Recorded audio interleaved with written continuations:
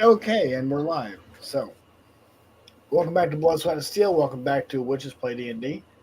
Teia is not going to be here for this game. She's not feeling so well, so she called out. So we've got these two and the DN, and that's going to be fine for now. Anyway, welcome back to Blood, Sweat, and Steel. Welcome back to the game. And when last we left our intrepid heroes and these guys, we were we were at the Witchlight Carnival. Love you too, Chris. Isca's Right. eye roll was just.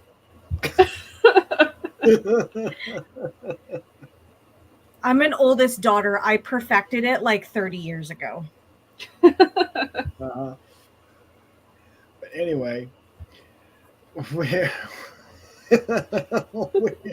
we're back at the Witchlight Carnival, and you guys had just sort of almost solved a bit of a mystery at the Witchlight Carnival as to what has been going on and why it's been going on. Does anybody need a recap as to what the whole deal has been? Think we're good. Think we're good? I remember for the most part, I think. Okay. I took notes. Okay. I did not take notes.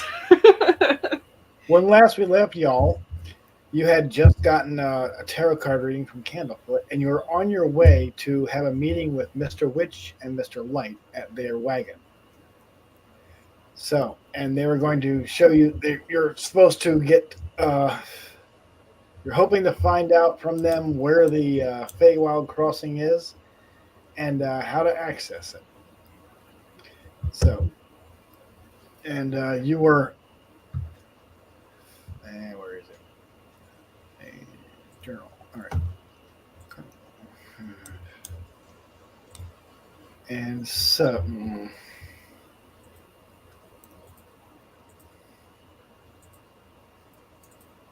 that's not it.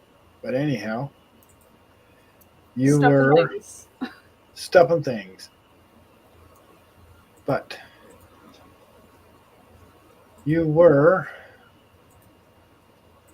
on your way to see Mr. Witch and Mr. Light and stopping at their caravan. And so you have done so and managed to kick up a little bit of, well, you've successfully raised the mood at the Witchlight Carnival, which has put you in Mr. Light's good graces, and he welcomes you to the carnival, to the caravan, which I is take it we go to the staff area. right around in the staff area. Yeah. So y'all are over in here, Oh, oops. and Mr. Witch and Mr. Light welcome you to the Witchlight Carnival, and they thank you for your assistance and say, "Well, look, you guys have done such an excellent job. We're wondering if you might be able to help us out a little bit more. But it has to do with leaving this realm." Oh, What does that consist of? It's going to the Feywild domain of Prismere and figuring out what has happened to Zybilna. and remind us who Zybilna is again, out of game. So out of game, Zybilna is the rightful ruler of Prismere, which is a specific realm or kingdom within the Feywild. Okay. She has been usurped by the Hourglass Coven, which is a trio of hags that have somehow managed to imprison her in her own home and taken control of Prismere. And What an why does that iconic affect name. Mr. Sorry, go ahead, Rebecca. No, I was just going to say, what an iconic name. Hourglass Coven. I love that. That was it. Nothing big. That should be our new, like, for real online coven name for all of us. That should totally be like, we now have an online coven, and boom, we are the Hourglass Coven. The Hourglass Coven. Jazz hands. Mr. Witch and Mr. Light explain that the way that affects the carnival is that these the Hourglass Coven has been engaging in some blackmail and threatening to take away the carnival from us, which is Ooh. our only connection to the three realms that concern us: the Feywild, the material plane, and the Shadow Realm. Looking at them, you can tell that both Mr. Witch and Mr. Light are Shatterkai, which are humans that are native to the Shadow Realm. So they're effectively dark humans. But they're clearly not evil. Didn't we get some like rumors from other people saying that they were doing some bad junk though around the? You got some rumors explaining that suggest that they're not the original owners of the Witchlight Carnival. Okay. You're not quite sure what's going on with that, but perhaps you'll discover that. Right. Okay, so this guy that was wandering around making trouble about his like mistress or something like that. Yes, his mistress is his. It was a warlock Kenku named Kettlestein, That's right. Oh yeah. and his patron is an archfey named Zabilna. Okay, so same person. Yes, Okay, so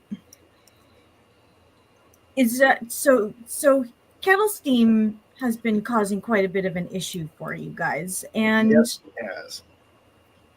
so as we understand it, you want us to help out his patron Zabilna, but is there any reason why you haven't been sort of like trying to put him at ease that you guys are working on that? Because he's been going about it in a manner that is most disruptive. Get that, but Just you know, because we have the same patron doesn't mean we necessarily like each other. fair, but you know, you're not doing him any favors by ignoring him and not letting him know that, you know, you also have some interest in helping out Zabilna, and you know, maybe ignoring him hasn't been the best way of going about it, because clearly he hasn't been taken too kindly to it. He's been making trouble for you guys. And he's kind of running around bullying everybody like left and Including right. your employees. If he had gone about the way that you three have done, there probably wouldn't be any issue at all. Except that Kettlestein can't even go into Prismere. My understanding is he's banned from entering Prismere because of his patrons, because of his affiliation with his particular patron, which is the same reason why we can't go to Prismere. So Interesting. you'd like us to go to Prismere for you. We would, yes. As it so happens, we are interested in going to Prismere. Right, because you've had, my understanding is you've lost some things. We have. Some of you. Any idea as to where some of those things may be? Anything that is lost is reclaimed by the Hourglass has been most likely claimed by one of the Hourglass Coven. They are probably keeping it in their particular hideouts, wherever those may be within Prismere. So I'm not privileged to any information beyond that. Okay.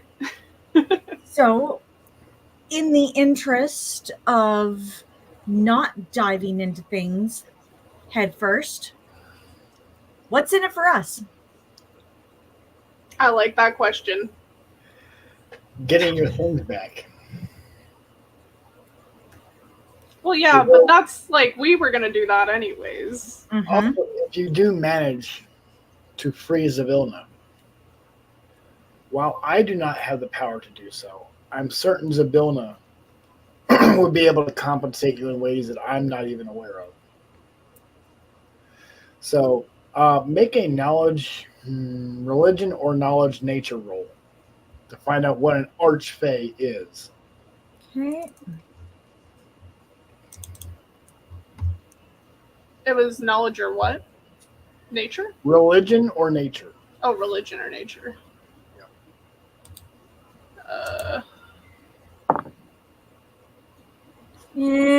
Pretty sure 9 isn't going to help me much. Yeah. What did I get? I like 14. nature. I got a 14. Does that help? Trees are nature. So, okay, so with a 9, she's from the Feywild. She might be an elf. I got a 14. A 14, you know that she's a very powerful entity, but you're not sure of anything beyond that. Certainly more powerful. How about knowledge of religion? Certainly 13. More. Yeah, 13. No, mine was a religion one as well. So Isca's trying to fudge it, but we'll let it slide. Isca's like, hey, knowledge of religion and knowledge of nature are two separate things. Maybe if I roll crap for one, I can roll better for another. You are both aware that an archfey is somebody very, very powerful that is strongly connected to people. Muffled.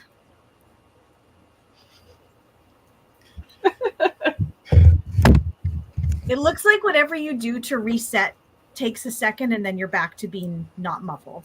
Yeah, probably. It just doesn't, it's not very directional.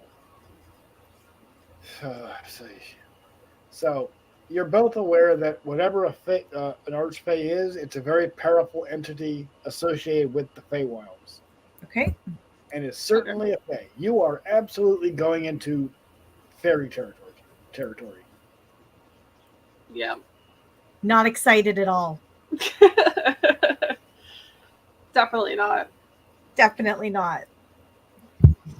So. Okay. From Mr. Witch and Mr. Light, if we succeed in helping out Zybilna and sort of freeing you guys from issues to do with your carnival, how about free carnival entrances for life? They sort of group huddle. Not the group huddle. The group huddle with 2. Just 2. Yeah. Well, it's more of a hug.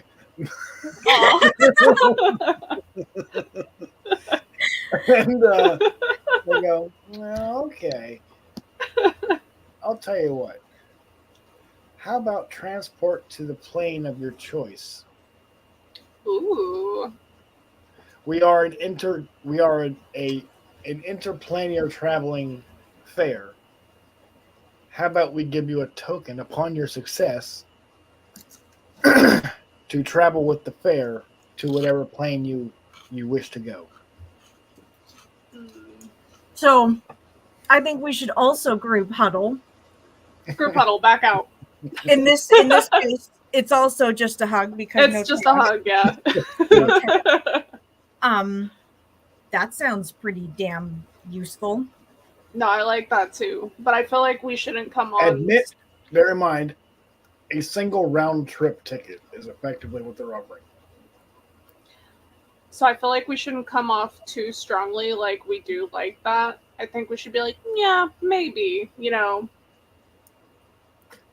Okay. But I do like that. I just don't want them to know how much I like that. Okay. How about you do the talking here? Okay. Hugging is done. Okay. Hugging over. Break. So that's I mean, very gracious of you guys. I do kind of enjoy that thought, but is this just like a, like maybe each one of us has different destinations we would like to go?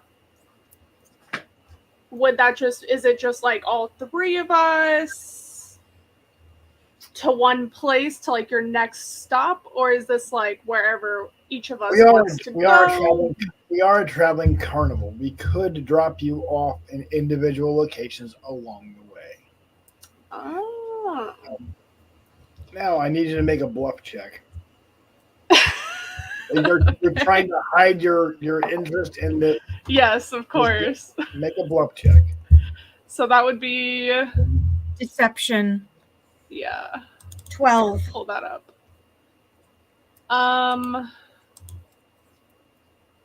Boom. I got an 18. Okay, he's convinced that you're just barely interested. You did manage to hide your excitement about the effectively a free plane trip. Thank God they did not overhear the huddle over there. However, this will be collectible upon successfully freeing Zybilna. Of course. By I whatever can understand that. By whatever means you manage to do so. All right. So once you're in the Feywild, your means of escape are up to you. This is a one-way crossing. Are you able to give us any other hints to where other crossings might be? There is most certainly another crossing within the realm of Prismere. Its exact location I'm not certain of, but I do know it does exist. Otherwise, no one would ever leave, and Prismere would be quite full. Helpful. It's there somewhere. It's there somewhere. Is pretty much what he tells you. Probably at the end of your adventure. Okay. So always something new, huh? Zybilna, she can get you back to your home realm. Okay. Oh, okay. All right. Well, I guess that my Also, are you able to provide us with some supplies that we might need for while we're in there? We can provide you with food and drink for a day or two, yes, and we can also provide you with some advice. So that seems reasonable. I think we're kind of just milking the cow already at this point more than we need. I think a little bit of food and beverage is but not I like too it. much to ask. No, I like it. No, I'm just saying. That's not actually at all too much to ask. Yeah, like we are about to go do something for this guy for effectively free, and then for him to like provide us with travel to one of the Fey realms one time. He can definitely provide us with a bit. The guy's got a whole freaking carnival. To be fair, we did run around doing good deeds in his circus, so I feel like also his turn to do a good deed probably. Yep. So.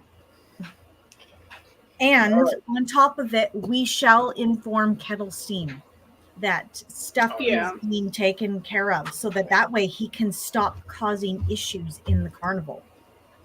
That would be preferable, yes. So, Mr. Witch addresses you in a hushed tone. Everything you seek lies beyond the last mirror at the end of the Hall of Illusions. Okay. Stand before the mirror. Hold on. Everything we seek. No takes. Lies beyond. Lies through the mirror at the end of the hall in the Hall of Illusions. We went there last time, didn't we? You've been there. Yeah. Stand in front of the glass and repeat this rhyme. Hither, thither, here and there. Wander yonder. Show me where. Hither.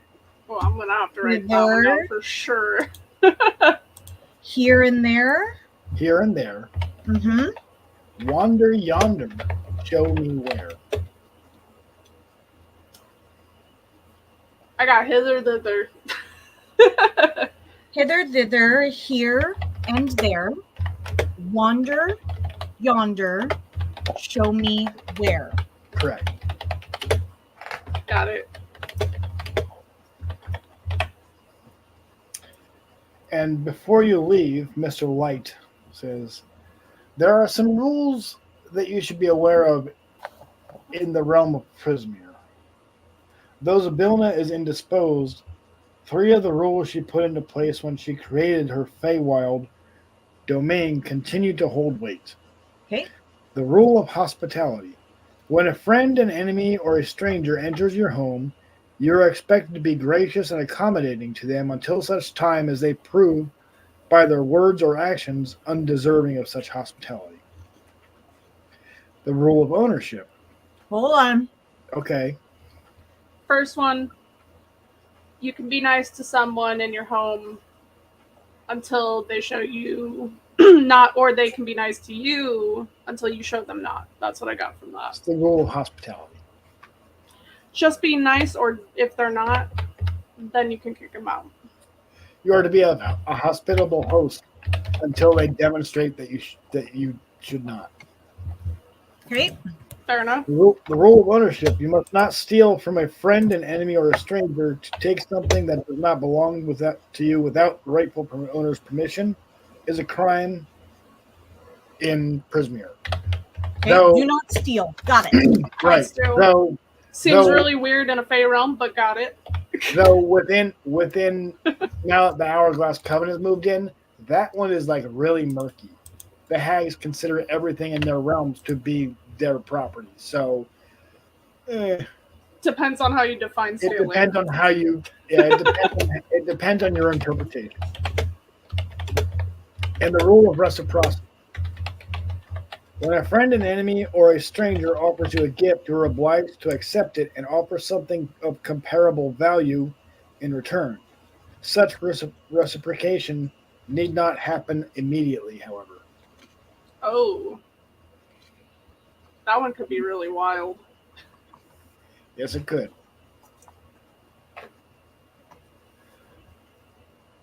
I'm just going to put give a penny, take a penny. Okay. That'll make sense to me.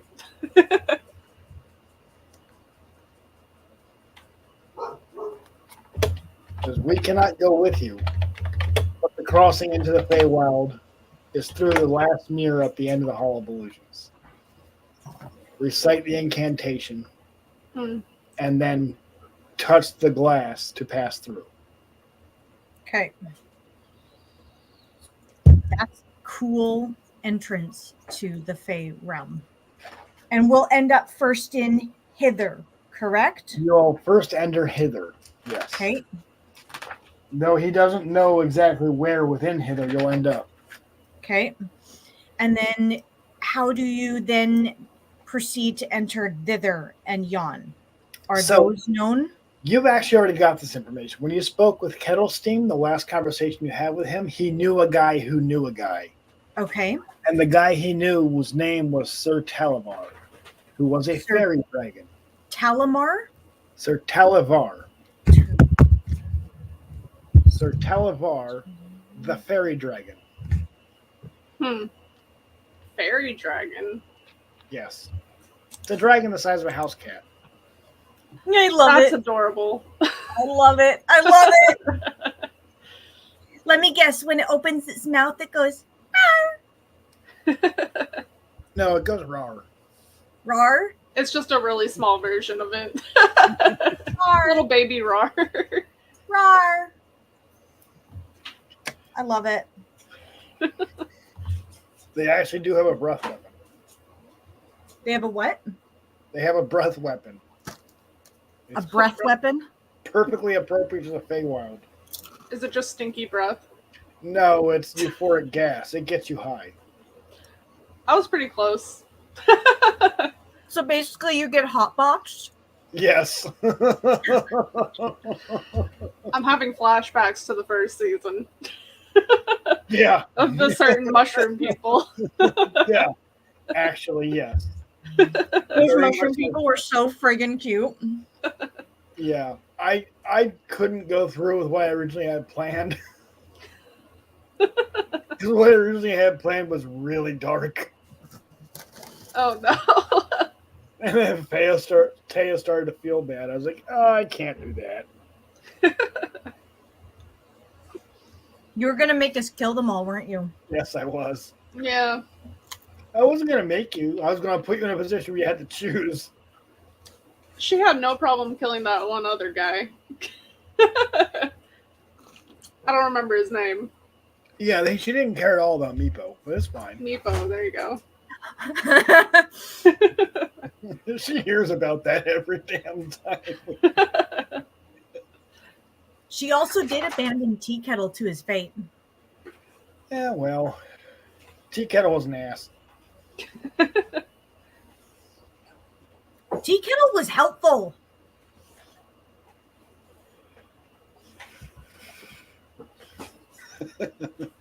That depends on her point of view. Anyway. For a time, anyways, Tea Kettle was helpful. Yeah. And then he turned into a sniveling weenie. So, but anyway, what do you guys like to do? You do have, like, you're not on a time crunch. You have about an hour before the carnival packs up and goes somewhere else, and you can trade some of the trinkets you've got for extra supplies at different booths. Okay. If you want, well, that sounds useful. You don't have to. You are provided with each get a small package of gingerbread cookies and like a thermos full of water.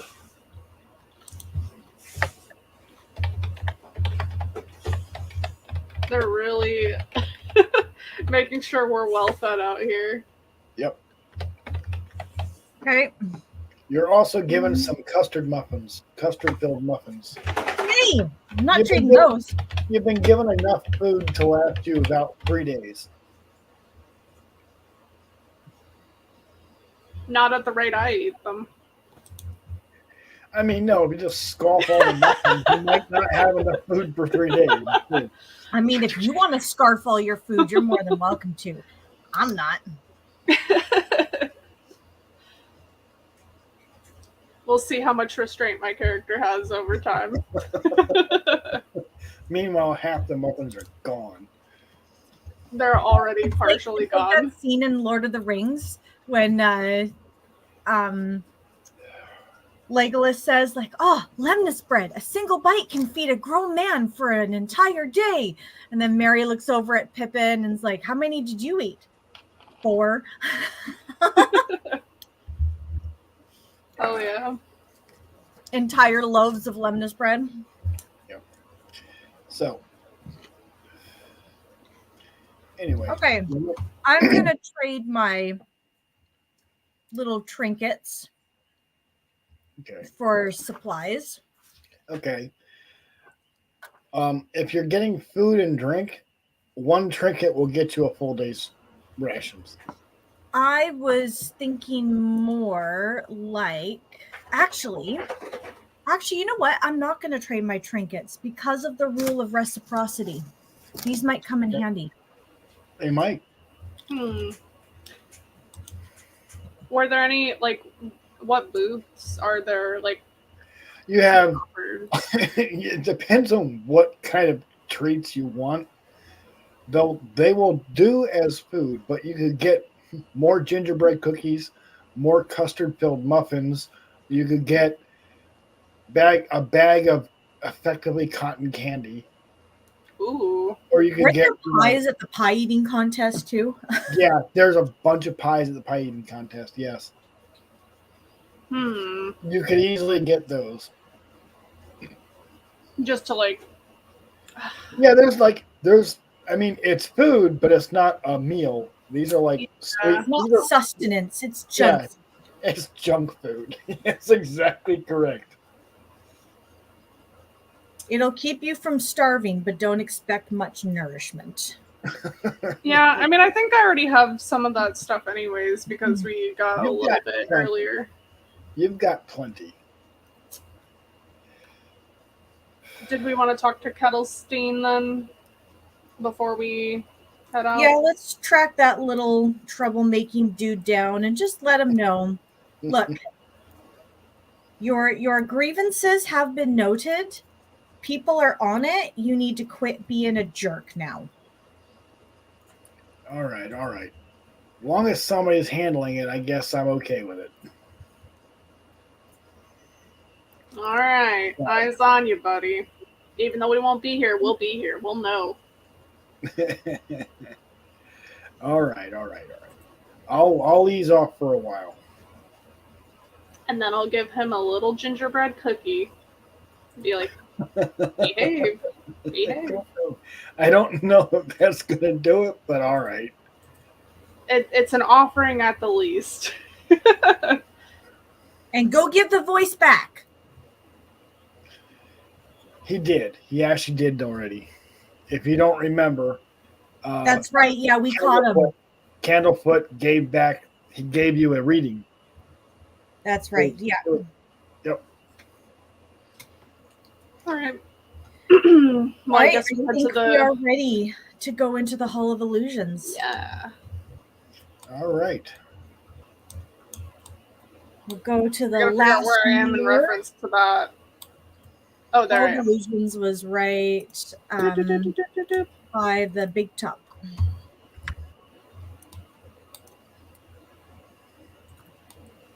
And I guess we're going to go to the last mirror at the end of the Hall of Mirrors and recite hither, thither, here and there, wander yonder, show me where. And then touchy the touch. mirror. Okay.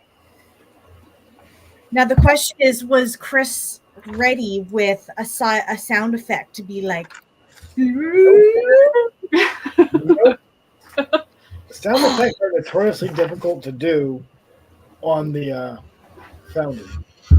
The sound effect is it's just a little fart noise, and then we're in. Yeah. It's just a little. So, as you stand in front of the mirror and recite the rhyme, mist swirls in the mirror, blotting out your reflection.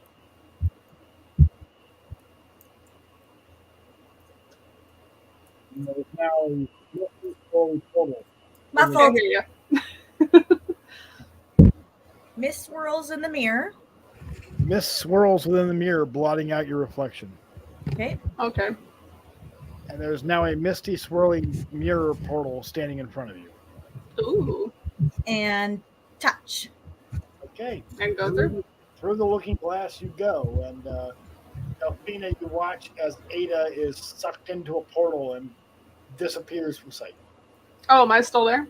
I will Yeah. touch it as well. Okay, you are also sucked through the portal. Whoa. We're falling through.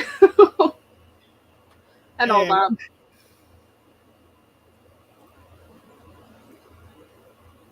Ooh, loading hither. Oh. Ooh. And here you all are on the Queen's Way. Arrival in hither. You stand at the edge. You stand at the edge of a raised and broken causeway under a hazy twilight sky. The causeway, which is built from pale stones that glow faintly from within, towers over a surrounding landscape.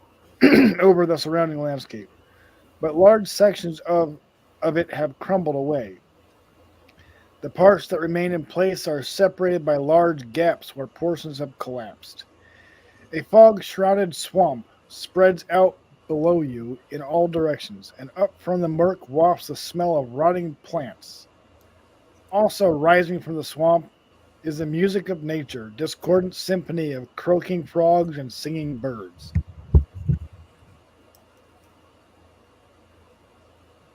Fog witch mode activated. Literally. Okay, and someone is before us. Yes. Who is Giving this? poison ivy card. Oh, that's too loud. Oh, I love the ambient music. That's awesome. Mm-hmm. She says, "Oh, hello, travelers. My name is Nixie. May I please have your names?" Should we give her our real name? What were our oh, didn't we get like nicknames last time? Do you remember what yours No. was? I don't remember mine either. Did I write it down? You can make an intelligence check to see if you can recall information. I will make an intelligence check. That would be great. Let's see. What's my intelligence score? Why is this so... My character sheet is not showing me the whole thing. Yeah, I also don't see intelligence. Yeah, I'm trying to like move it up too, and it's not letting me. Oh no, wait, mine's on the side. Yeah, it should be down here. Oh, and then you can't grab it, can you? I can do this. I can move it side to side, but I can't make it smaller. Okay, bring it up to the top left corner and see if it'll let you shrink it down. Yeah, I tried doing that too. All right. That's weird. My intelligence was an 8. Yeah, I'm trying to see. I can see an intelligence here is +4, so I rolled a 13. So my intelligence modifier was 17, or with it modified, 17. Okay, that's enough to remember that the name that you got back to the Pixie Kingdom was Toad Hop. Toad Hop, right? Mine was not enough to remember mine though. What did you get? 8. I feel like that's not enough. You're pretty sure your name was Mud something? Mud. Let's just call you Mud. Yeah, Mud's easy enough. I'm Toad Hop, and this is Mud. Make me a deception check. Am I making one too? 14. Yeah. Okay. Deception.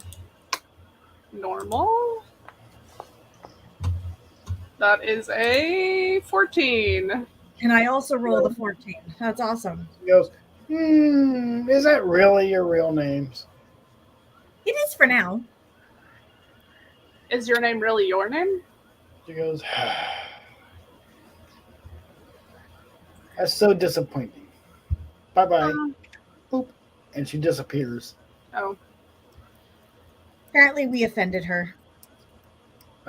Well, you know, it happens. Any guesses as to what just tried to happen? No. I feel like it... If you'd given her your real name, you would have no memory of what your real name is because you've given it to her. Oh. She's a fae. Well, I felt like I didn't trust anyone who said give me this please have thing. your names. Well, I'm glad we decided to bluff our way out of that one. Sounds like... Oh my goodness. Rebecca, your dog's... Yeah. Definitely had my dog intrigued. She was like, "Aroo?" Okay. He literally just gets angry at nothing going on all the time. Yeah, so does mine. I need you both to make perception checks. Oh, perception.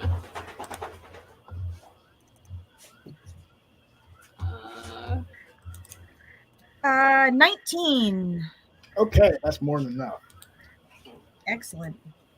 Rebecca, what'd you get? I got a 19. Okay. I'm perceiving so good. So, from out of the fog, you hear and something whizzes past you, and as you look up, you see in the distance sky, you spot a great balloon made of patchwork. Muffled.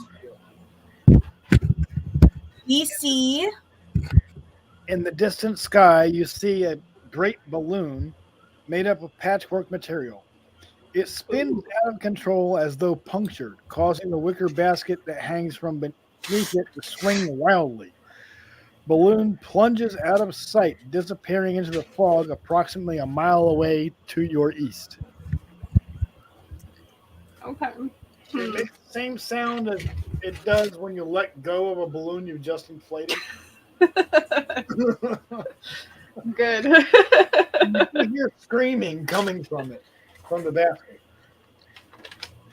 You then hear a loud crash from off in the distance to the east.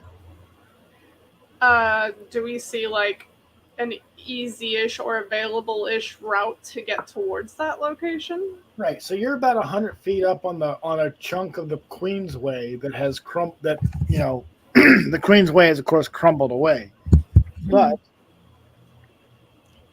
the swamp beneath the Queensway is.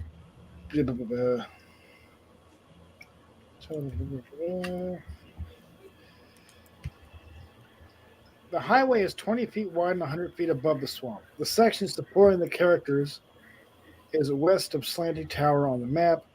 Large, colorful shelf mushrooms cling to the lower half of each supporting pillar. The marshland surrounding the pillars is hidden under 10 feet thick blanket of fog that heavily obscures all creatures inside it. Handholds and footholds carved into each pillar lead down to the mushrooms. Characters can use the handholds and footholds and the shelf mushrooms to descend a pillar safely. Well, you know we're going to do that now. Right. Yes. So, I see mushrooms. as you as you reach the bottom, sticky mud squelches beneath your feet. Tangled mangroves grow out of the pools of rippling water, half hidden by the thick fog, and purple mushrooms cling to rotting logs and stumps scattered throughout the marsh. Crickets that glow like fireflies chirp serenely before they're snatched out of the air by tongues of hungry frogs. Coming from one direction, several voices joined in a marching song. The singing grows louder as 6 bipedal rabbits wearing clothing emerge from the fog. 2 of them tug at the reins of a giant snail, and others carry clubs and slings. Oh my god, we're in a freaking Redwall book. This is amazing. I'm having a great time. Goes Brian like, Jocks would be proud. with sticks and stones we'll break your nose, we'll beat you blind and steal your clothes, but none among us can compare the wild and swift and stand-up hare, scarf that's glorious, thief notorious, his deeds are truly meritorious. With a wink and a grin he'll show his cunning, a flash of his scarf he'll take off running. Quick as a bolt his long scarf trailing, grasping, gasping, you'll end up flailing. You'll pout, you'll moan, you'll huff, you'll sneer, thanks to Agden Longscarf, brigand prince of Prismere. Sounds like a jerk. We're in a Redwall book, all right. This is awesome.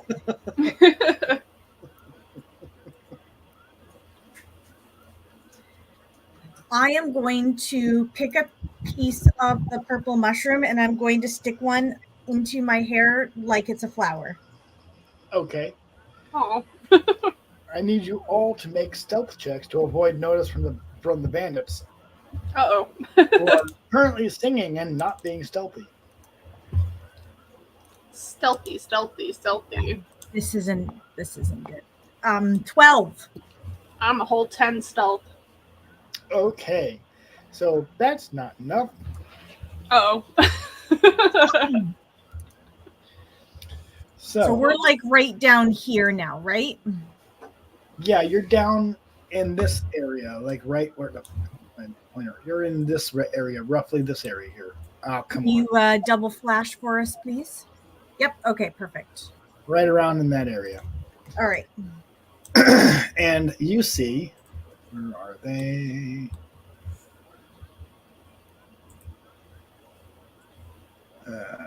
Fuck. Come on.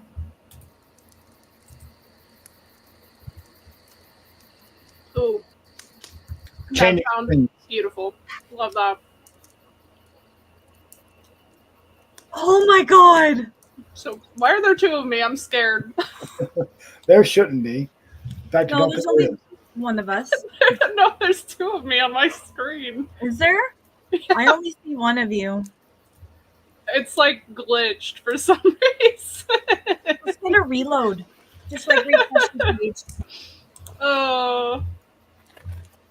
That was really I funny. want to see. Do you have like a picture of the rabbit on a snail? I want to see it.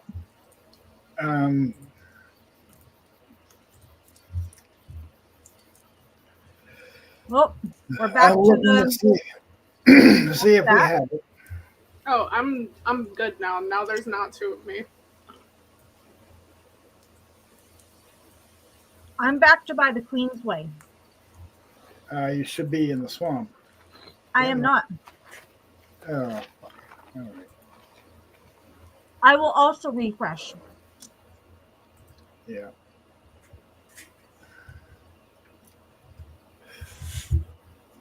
And see what happens. Mm-hmm.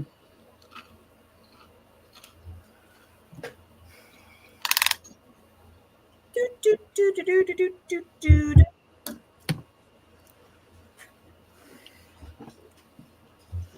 Snack break. Until Isca's Each screen tip. reloads. Oh, Oh. oh. And we fixed Yay. it. Noise. And suddenly the bad guys are a lot closer. Yeah, they were kind of creeping up.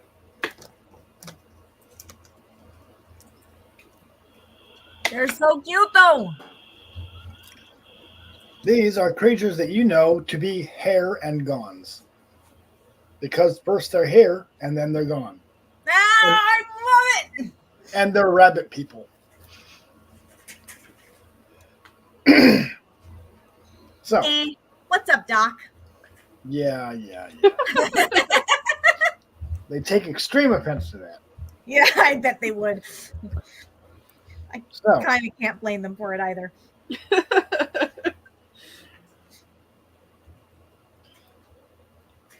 one of them steps forward and says, she introduces herself as Jebek. And she says,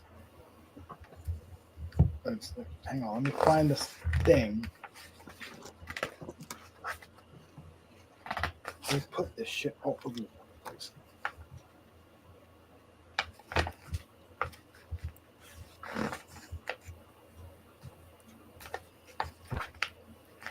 She says we hate Bugs Bunny references. Oh my gosh. Like I said, I can't really blame her for that. Says, all right. Says, you two. I'm Jebek. This here's a robbery. Give me your most precious memory or I'll beat you black or we'll bleach you black and blue. On behalf of Agden Longscarf, Brigand Prince of Prismere. And she begins hefting a club. Not a club. So do her friends. Giving you my precious memory? I don't even know you. That doesn't matter. This here's a robbery, see? Now give up the goods or we'll beat you black and blue. And her friends start to approach closer. How about I give you a carrot instead? That's racist. Custard muffin. She says that's racist. Okay, how about a custard muffin? How about your most precious memory? No, I'm not giving that to you. All right, roll for initiative. I say we just fight them. They're kind of jerks. Oops. Screen. I gotta remember how to do the thing. 21. Okay. Okay, here we go. Initiative. Roll. Right? Yes. Not a 2. You know what? Let it be the 2 on the initiative. All right. Yep, totally. Oh, do I need to roll it on here? No, we got you. You got okay, cool. Who got the higher of the scores? Not me. But not you. I did. I got a 21. All right. Gotta begin this. All right, we're gonna start with Aida. Okay. Go ahead. It is your turn in combat. All right, so I'm rolling twice because I got two-handed combat. Natural 20. Okay. Nice. Which one are you attacking? Let's do that one. And then my second roll is I gotta roll to see what my bonuses are on my attack. +6, so 26, and then 20 with my rolls. Okay, they both hit. Roll damage. So first one, of course, is a natural 20. So you double the dice and then add the +4 when you're doing a crit, right? So you double the dice and you double the attack bonus. Okay, so 10 points of damage for the first one, Jeez. and then the second is 8 points of damage. That guy is toast. All right. Hey, come here.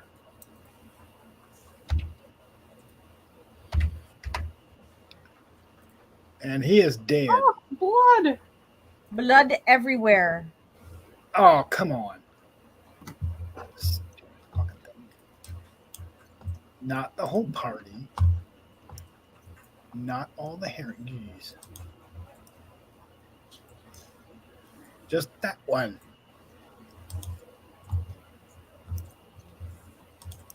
I mean, I will totally buy it that I scared them by one-shotting the guy, and then they all That would ran be off. pretty freaky. Okay. All right.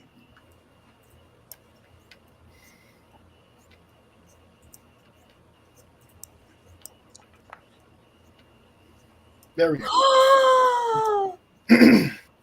So, Delphina, you're up next. Oh boy, oh boy. Okay. What should I do? I've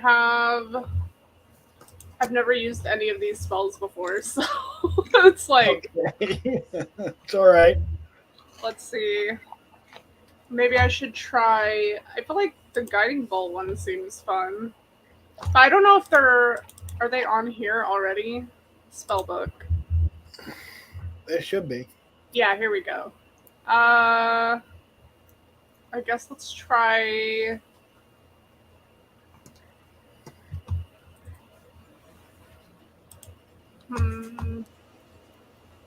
Let's try the guiding bolt, I think. Okay. So do I just standard roll that, or is it attack? Standard roll. You have no available spell slots. That is wrong. What I was are like, you? Let's do it manually.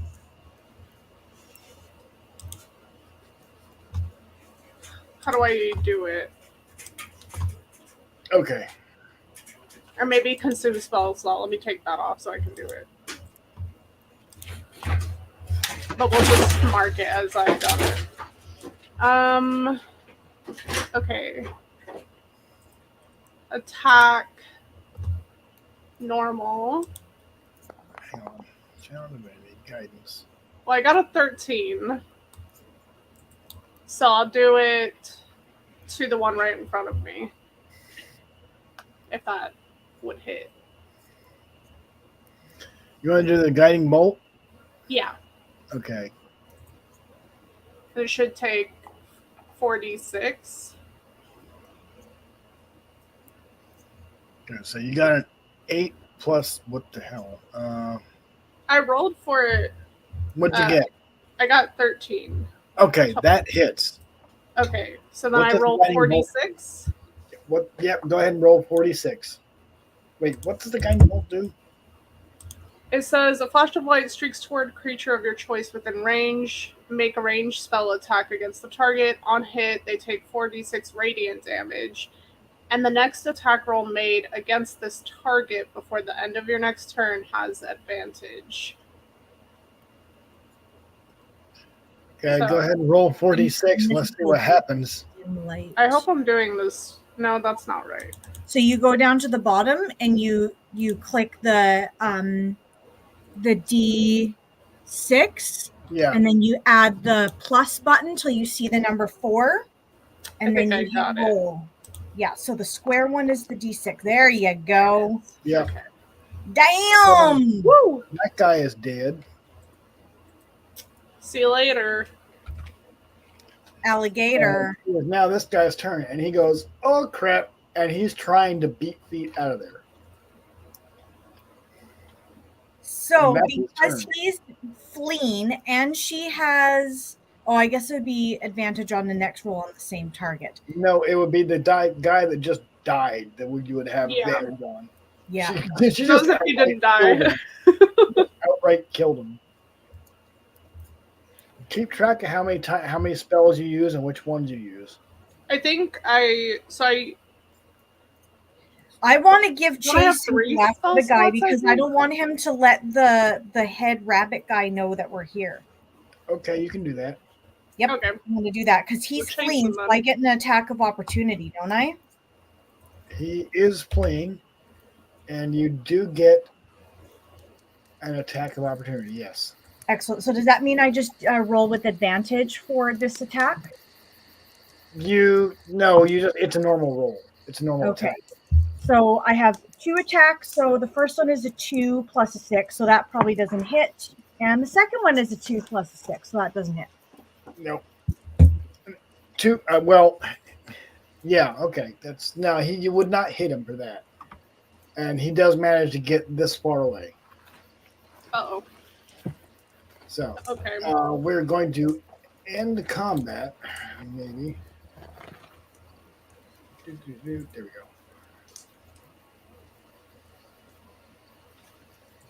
There we go. And you're going back into free action. Okay. And this guy, his buddy that was tormenting a giant snail that they were using as a pack animal, decides to haul ass with him. Fair enough. Is the giant snail still there? The giant snail is still there. It's not moved. The giant snail is being stubborn as a mule and not wanting to do what they were trying to tell it to do. Is there any stuff that they packed on the giant snail? It's a pack animal. They got stuff there. Yeah. I want to go search the giant snail. It is I also, think I have animal handling as well. So it is also hitched to a sled/raft. It's a 10-foot by 10-foot raft that during low tide it's just being drugged behind the snail as though it were a sled. I want to go and greet the giant snail. I want to make friends. I have the animal Okay. handling as well. So I As would do like I. to try to calm it. So if you do that, these two are going to get away. Yep, that's fine. Yeah, they're boring anyways. See you later. Okay. The giant snail doesn't respond in any type of way. He's just a snail, and he's there. He's not moving anywhere because nobody's making him. Hey, buddy. How you doing? Aw, Pat, pat, pat on the shell. little Make snowpats. an animal handling check. And actually, you remember from your time in the carnival when you raced giant snails, you picked up some tricks for handling giant snails, and you have advantage on animal handling rolls with snails. Ooh. My first roll was a natural 20, so I feel like I got this. I think you did, and it responds. It responds positively, and it sort of shoulders up to you. Oh, As Hi, best buddy. a snail Pat, pat, can. pat. Aren't you cute? It doesn't make any noise, but you can tell from his body language that this is well received. we love snails. Love I little snail want boys. to call you Oh no. Ferdinand. Ferdinand the snail. Ferdinand. Beautiful. Well, Ferdinand is now friendly to you, and he'll act as a beast of burden for you. Okay, we won't burden him too much because we're nice owners. You can see Ferdinand that the friendly snail. there are packs and satchels of different things Mm-hmm. tied to the snail's shell, as well as a harness attaching it to a sled. Okay. What is in the different things? I Yeah, searched. let's look in there. There are one pack filled with 5 trinkets, Okay. one pack has food, Yummy. and another smaller sack that has about a dozen or so truffle mushrooms. Yes. Ooh.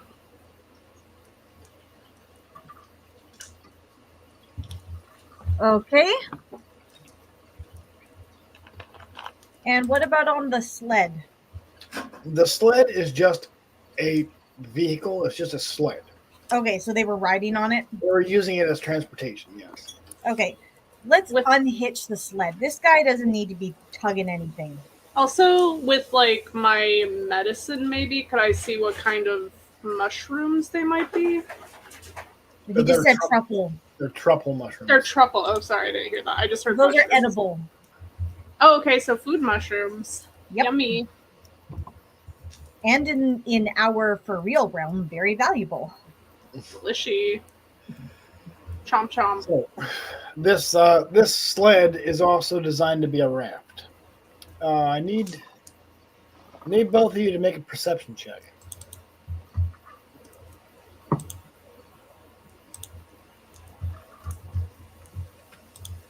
I perceive 18. Okay. Ada, you do notice, looking around at all the trees, there seems to be a watermark Yep. at the 5-foot line. At around 5 foot, there's a watermark on the trunks of all the trees. It's about the same level. So this floods with the tide. It seems that way, yes. Okay, so maybe we shouldn't untie the raft because we might need it. Oh, okay. Mm-hmm. So we hop on is what I'm And hearing? what you do know about snails is they don't actually need in D&D, snails have water breathing, which means Yes. it can be submerged and still breathe. Precious. Helpful. Yep. There's also water snails too. I used to have some in my tank, my aquarium. Oh. Yep. And there's the sea snail. Okay. So we're taking little Ferdinand. Ferdinand is our friend. So you now have Not a friend. food. Not food. You now have a friend. And that would be useful since, well, what you heard last time, the balloon that you heard last time crashed about a mile away from your current location. Now that you've dealt with the bandits and you have effectively a vehicle. The way I forgot all about the hot balloon as soon as there was a snail involved. Yeah. Should we go after and see who is in that balloon? If they need help? I think so. All right. It crashed right about here. All right. Okay. Or actually, Let us journey with Ferdinand. bearing in mind this map is in no way to scale. It's Yes. more artistic than it is to scale. Gathered On the that. road again. Rolling, rolling, rolling. We did it. Not that it looks What do- safe over here at What all. do But snails eat, anyways? Usually slime. If I I don't see know the offhand. slime along the road, I'm gonna like scoop some up and give it to Ferdinand. Yeah, like moss or algae, typically. Okay. I'm sure there's plenty of that in the bog. Plenty in the marsh, yes. Yep. So we will As you keep go Ferdinand along, well fed and happy. full as treat. you go along, a couple hours pass, and the water does rise slowly and steadily. Get in the raft. Up to about 5 foot. Ferdinand is a large creature. His head sticks up about a foot above the water anyway, Oh my Excellent. god. which would be over your head. Well, it may not be, Excellent. depending on how tall your character is. See, making friends with giant snails is helpful. Very true. I really like the visualization of his little snail head poking out of the water. Right? With those little like eye stalks, like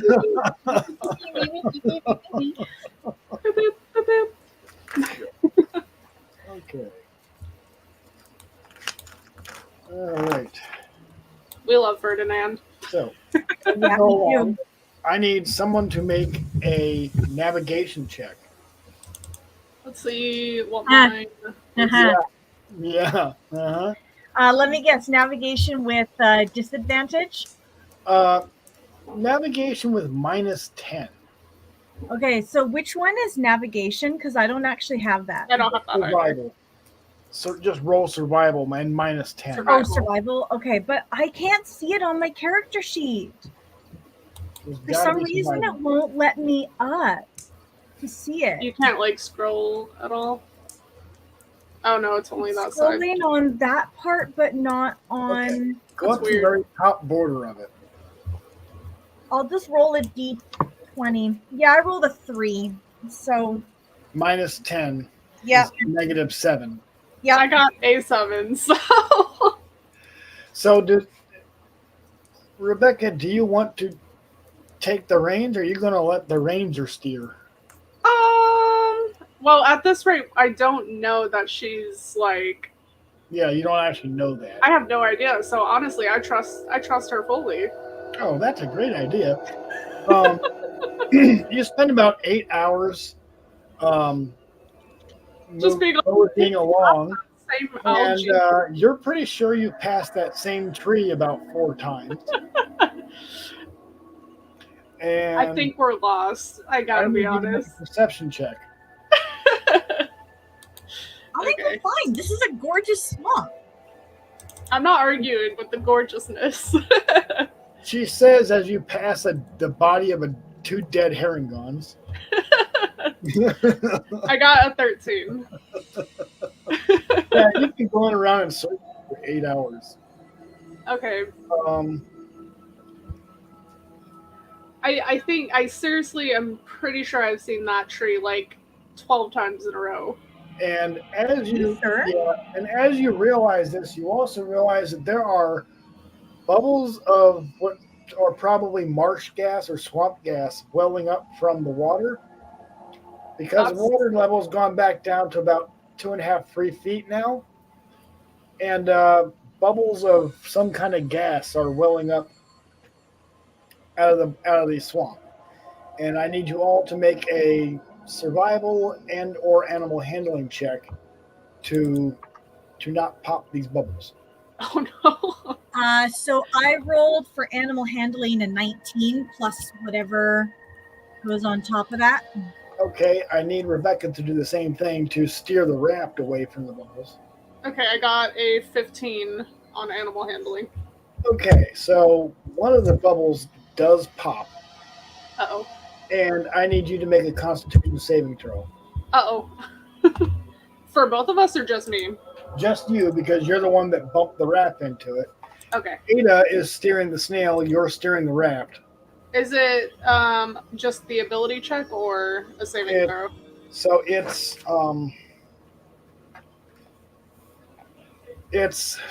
I think it's a saving throw. Constitution. So it's a D20 plus your Constitution modifier. So If you double click on your character sheet and then go to Constitution, you can do this. You can go saving throw. okay, the saving throw is what I wasn't sure which one it was. Yeah, that's we were what you doing. want. Well, that's good. Oh, Okay, I need you to roll me a D8. Oh no. Okay. Is that one on here as well? Yep, D20, that one D12, is- D10. There we go. The dice tray should 7. 7. Okay, so hideous warts erupt across your character's body. The warts are unattractive but have no harmful effect. This lasts for about 1 hour. what the heck happened to you? That bubble had some nasty stank in it. You I mean, I would hear a probably- loud pop from behind you, Aida.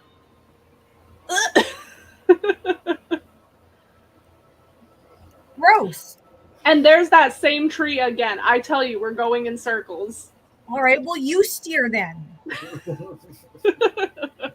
You can switch positions to steer if you wanted to. Yeah, we'd switch And, it. make me a survival check. Okay. Survival. 20 plus 3. Oh, I got a 15. 15. So you managed to figure out that you're not going, and you haven't been going in the correct direction all day. And it is approaching nightfall, and you've had a full day. You've already spent an entire night at the carnival, and you've been walking around, and you've been sort of snail riding around in circles for a whole day. Y'all are probably pretty tired. Yeah. And it might be time to set camp. Fortunately, you have a dry raft that will float and a snail to anchor it. The snail can just kind of sleep wherever. So you do have a dry place to put out your packs and set down, or you can try and find some kind of shelter if you wanted to. Or you can push until daybreak, but that you will have to make a constitution check to avoid 1 point of exhaustion. Okay. I think we can kind of like go under a tree, maybe as like shelter, and kind of like put up for the night. Yeah. Like kind of like go like behind a couple of trees, maybe to just like sort of stay off the path. You could. What do you think? Yeah, let's do that. All right. All right. You can go do that. Towards the tree. Alrighty.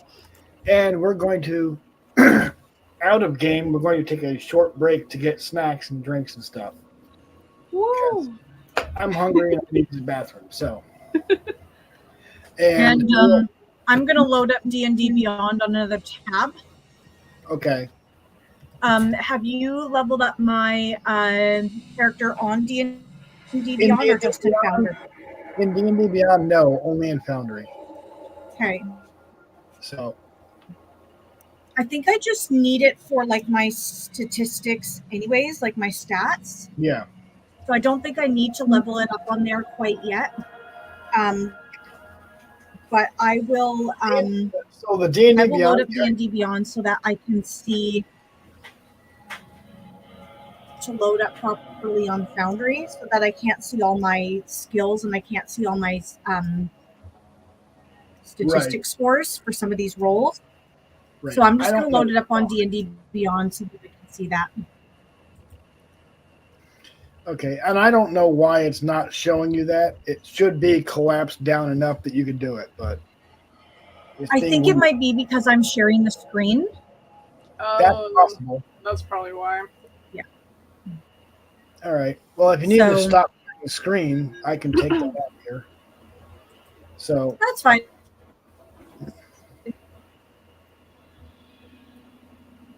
All right.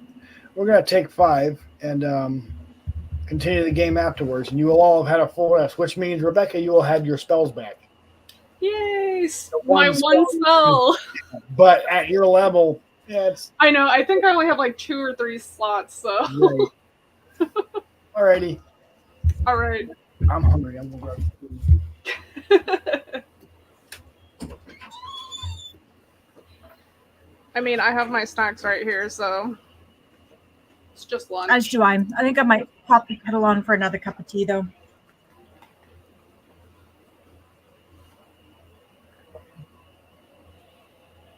I like your cup. Thank you. A little mushroom. I got it at Winners, which is like, yeah, and flowers. Oh. And butterflies. Yeah. That's so cute. I got it at Winners, which is like Canada's version of TJ Maxx. Okay. It's the same company. Same company. We have Marshalls, we have TJ Maxx, we have HomeSense, or we don't have TJ Maxx, but we have Winners. So we have Marshalls, or we have Winners, and then we have HomeSense. The only ones I can think of that are similar to that is like Ross too, for us. Yeah, we don't have Ross. That's a different company.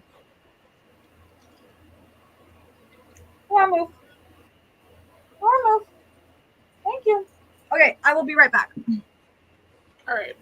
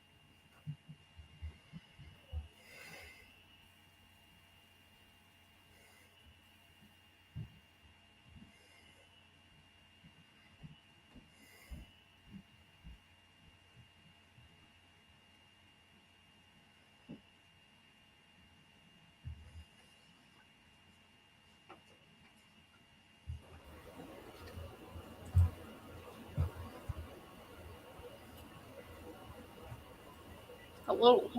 Hello.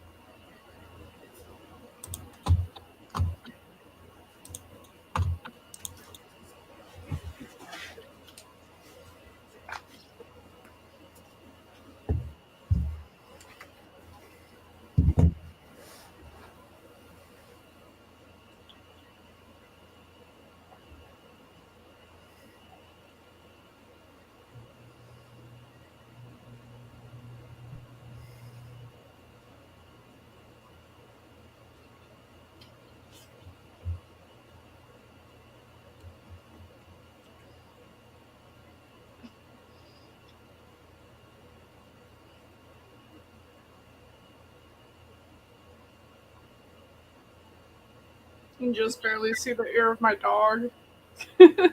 He's begging for food down here. No.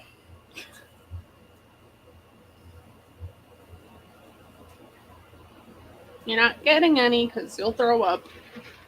Oh.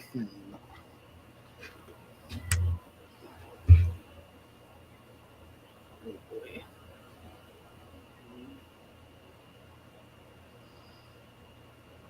So how's it been going for the last couple of weeks? Yes, it's been slow. School's been very, very long. I bet. But yes, I'm getting through it, but it's been slow. My boyfriend just started his next semester, I guess, of college. Oh yeah. So he's just getting back into it and getting homework already and everything.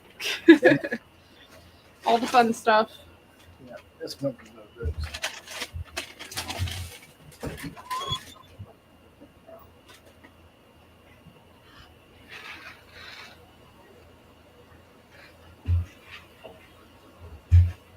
I have returned, Welcome back. and I have tea.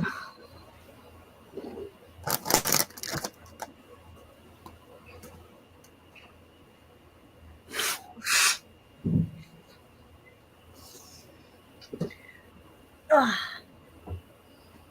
I made kombucha last night. Nice. I've still never had it. Really? Yeah, I hear about it a lot though. I really love it, and I love the way my digestive system has always been a little sketch. Yeah. Doesn't love to digest stuff very well. Very slow and sluggish. And so, yeah, I definitely find that having some kombucha in my system on a regular basis helps with that. So we make it at home. I got a SCOBY from someone from Facebook Marketplace. It was like 2 kilometers from here. And you just you make a really large amount of tea. It's in like 16 cups of water. And then you boil it and you add tea bags. And then when it's still hot, you add some sugar to it so that it sweetens it.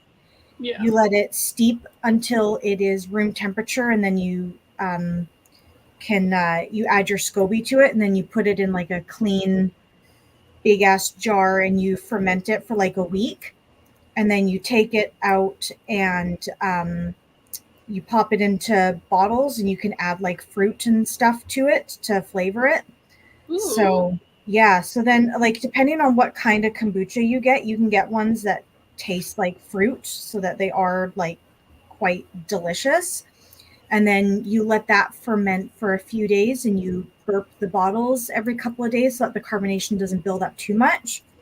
And then, yeah, you just, once it's carbonated to the point where you want it, you stick it in the fridge, and then you drink it like a juice.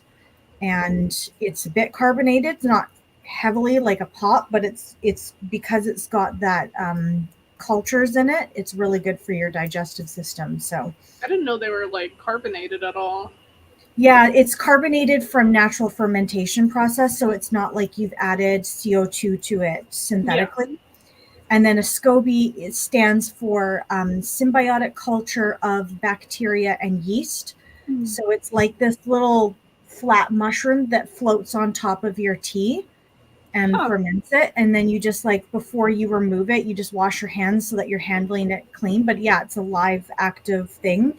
And then as it grows over time, you can actually peel layers of it off and put it in with some more kombucha tea, and you can sell them or give them away to people to then make more kombucha. And so I've named mine SCOBY Bryant. Love that. Love it. Yeah. Oh my gosh. And then when I duplicate my next one, the second one is going to be Scooby Dooby Doo. Of course, as you would, you know. Scooby Doo and Scrappy Doo. Oh, goodness. No, we don't associate with Scrappy. He We're is scared kind of of a Scrappy. little terroristic tyrant of a jerk, but it, you know, All I right. had to name it. It's literally an active, alive thing. I had to name it. So, That's really interesting, though. I You didn't can know that. find like we free have- recipes and instructions online of how to make it, and there's so many people that make kombucha from home that you don't even have to like make your own SCOBY from scratch. You just have to like you can get one. I think I paid $5 for mine. Like, and then tea. I just get like Tetley tea bags to make my tea and water and sugar, and then sometimes like the kombucha I'm making this time is strawberry and blackberry. So the strawberries were like frozen fruit that I had gotten from the grocery store, and the blackberries are ones that I picked last summer and had in my freezer. So like you can really make it for super cheap, but to buy kombucha, it's often like $5 a bottle, which is a lot. Yeah, I've seen that. They like. I just hear about it a lot, but I don't know if they have like just little stands here or something. I feel like I don't see that very often in Texas, but I haven't really looked out for it, I guess. You know Yeah, what I a mean? lot So, you could probably find kombucha in your grocery store. I have it in I'm mine sure. in the coolers, like next to the pop. Oh, okay, yeah. I Yeah. wouldn't doubt it. That's really cool. Mm-hmm. I so, kind of want to watch a video on it now. so as All right. you come back from a long break, everybody has regained all their hit points and they've regained all their spells if they've used any. And it is now early morning, so just about daybreak. And you were not disturbed during the night. Somehow you managed to escape the notice of any other brigands in the area. And the snail is pretty well rested, and he's just kind of being a snail, and it's not going anywhere because he's not being told to. But I'm gonna give him some slime and moss for breakfast and another pat on the shell. and he'll Thank you eat for that being up. such an awesome snail and an awesome fairy man, Ferdinand. He's just eating, and he is just eating that up. He's loving it, Aw, and precious boy. seems pretty ready to go. He just needs a little bit of direction. Who wants to do the navigating? I'm gonna do this. I'm gonna do it now that I've spent all day yesterday. So it was survival. It's a survival check. Okay. Ooh. Not feeling good about a 7, but somehow I still feel better about it than what it could be. Yeah. So about 2 hours later, you pretty sure you passed the same tree that you just spent the night No. under. And you can now make another survival check or switch navigators. I'll try it again. You know what? I'm starting to miss a certain person that may have popped out of existence who may be better at this than. Let's see. Oh, come on. That was rigged. That was rigged. Come on. Damn. Well, We're both have no direction whatsoever. another 2 or 3 hours go by, and you just passed your campsite again. Would you like me to navigate? You know what? Yeah, go ahead. I think it'll be better. I like Roll at -10, Isca. Okay, so I roll for survival first. So I got 20, then -10. So then So you 10. got a 10. somehow it's You still did better. That's somehow the thing. manage to go. You do make some progress this time. You don't recognize any of these trees. Excellent. We're And already I need you all to make a perception check. okay.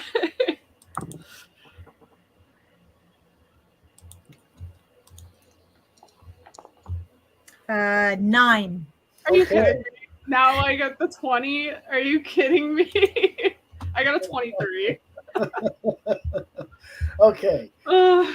Delphine hears a sort of loud whisper coming from up above them as you approach a crumbling stone tower that rises out of the swamp, leaning at such an angle that it threatens to keel over. Black brambles surround the base of the tower and cling to its lower half.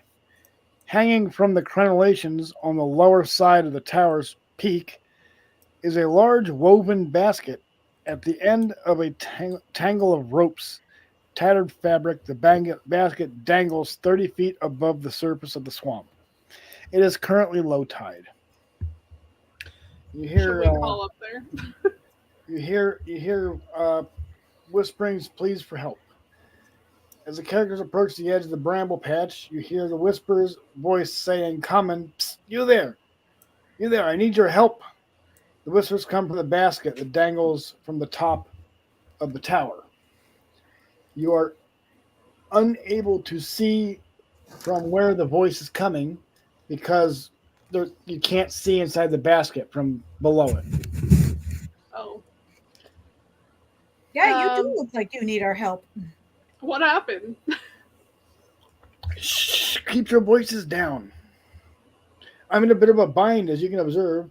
I, Sir Talavar, as one of the Summer Queen's loyal servants, ask that you free me. You see, I was in the midst of a daring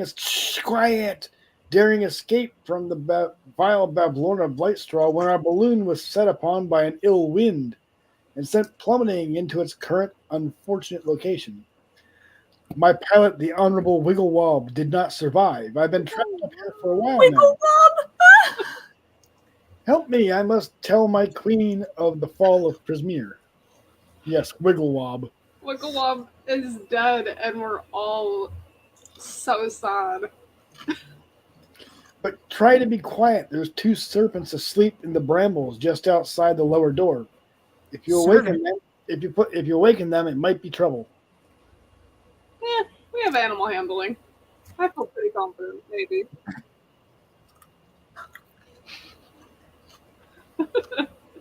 Probably. Well, Oh, my thought is I will try climbing the tower to help him down. Okay, so from where you're standing, you can. There's brambles in front of the entryway. There's no door on the entryway of the tower. That's long rotted off. But there are brambles covering the way. It's difficult terrain. But so do you want me to do an athletics check? No, you just have to move at half your speed, which, because you're not in combat, isn't really a hindrance. No. There's no door. The tower is basically empty, so much so that there's not even a map for it. And there's just a spiral staircase that leads up to a trap door on the roof that you would be able to access the basket from. Okay, I'll do that. Okay, make me a stealth check to get past the serpents. Oh dear. Uh-oh. I didn't. You didn't? Uh-oh. I didn't. I rolled a 2. Oh no. Ooh, you step on it. Even with my +4 to stealth, that is not going to be enough. Okay. Whoa. Oh, we're back in the swamp. This is just your basic battle map. Ah, okay. So we're going to imagine that it looks a lot different then.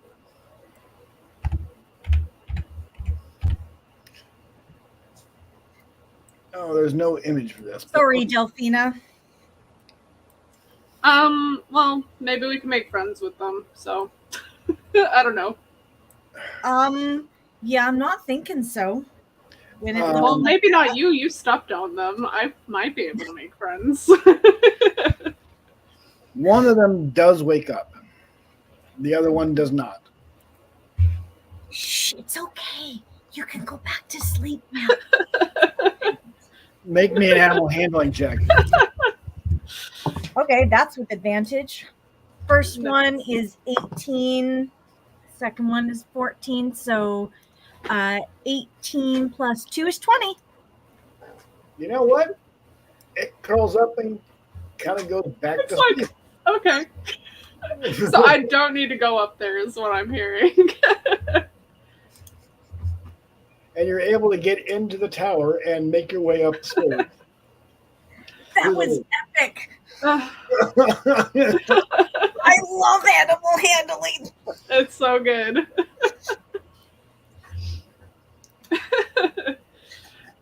Mhm. You're able to get up to the top of the tower, and you're able to see. There we go. Picture.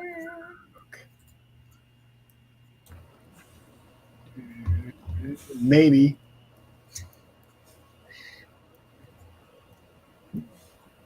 Fuck's sake, really? Nope, not that one. You're able to see a purple fairy dragon. For goodness sakes. Come on, Sir Talavar, play nice. The other thought is getting him past the snakes as well. It's okay, I got animal handling. It'll all be fine. I mean, I believe you. I believe you. It happened the first time, so why not the next? Exactly, right? Just like my navigation skills are totally peak. Honestly, I don't know how that whole situation happened, but I trust you with my life and navigation now. As you should. Okay. Clearly.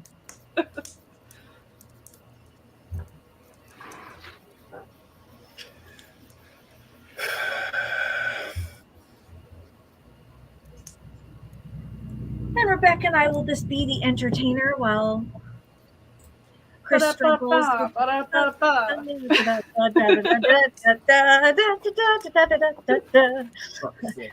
someone yanking us off with an umbrella yet. There's no image of Sir Talavar. Fuck. What? Yeah, there's no image of Sir Talavar. Damn. The one thing that D&D needed to provide us with was an image of Sir Talavar because we are all desperate to see what a fairy dragon looks like. Rude. And then they didn't. Rude. Let me see if I can do a Google search.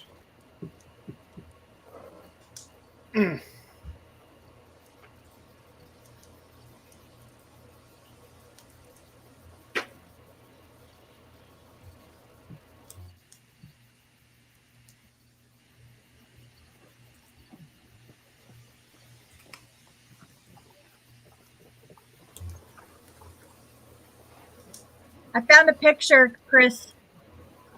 Yeah, there we go. I found it too. Yay. Took freaking long enough.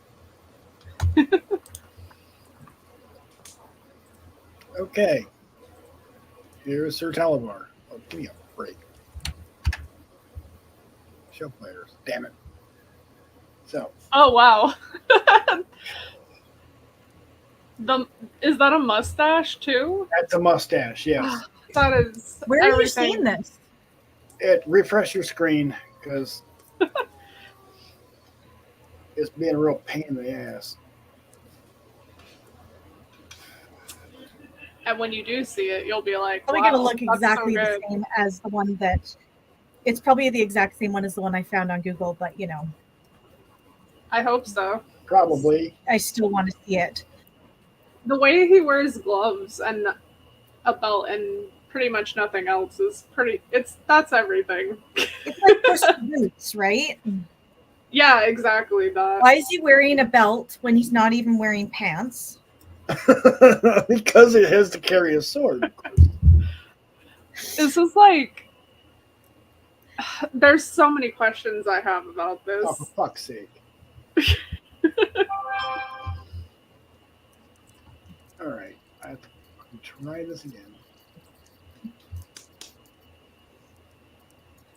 I love it when the technology fails us. It's horribly failing. Yes. It fails all the time.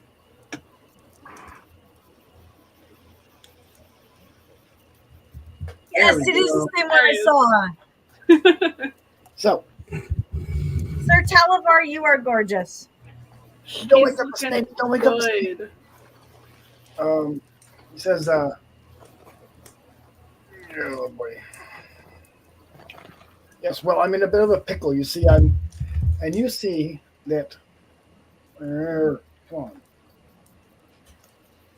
Would it be disrespectful to ask him why he didn't fly out of the thing? Like he's stuck He's up the there. size of a house cat. Yep. Yeah, but he has wings. I feel Yeah, like. but he's the size of a house cat. Which means he could carry a sparrow on his back. Okay? Maybe an unladen African swallow. No, I know, but he's like stuck at the top, right? Where the hell are you? But he could fly down. I love how that joke went right over Chris's head. No, it didn't. He's reading. I know it went right over your head because you probably still haven't seen Monty Python. No, have not. It's on Netflix. I'm disappointed. I don't have Netflix. Oh, okay, that's fair. That's a start. That's really the start. We're a little bit of a Hulu house. When you, as you're standing on top of the tower looking down to the basket, you do see this guy, but he's locked inside of a bird cage. Okay, it makes more sense. Unable to escape. Okay. And he's trying, he's unable to get himself free. Now, from where the basket is hanging, you could, with a successful climb check, you could climb down the ropes into the basket to try and help him. Okay, I'm going to do that. Yep. You also see the corpse of Wigglewob, a frog person who is dead. Wiggle wob. Okay, so I need to do a climb check, you said? Yep. I need you to. So that would be athletics? Athletics or athletics. Is it athletics or acrobatics? Athletics. Damn it. It's a DC 14.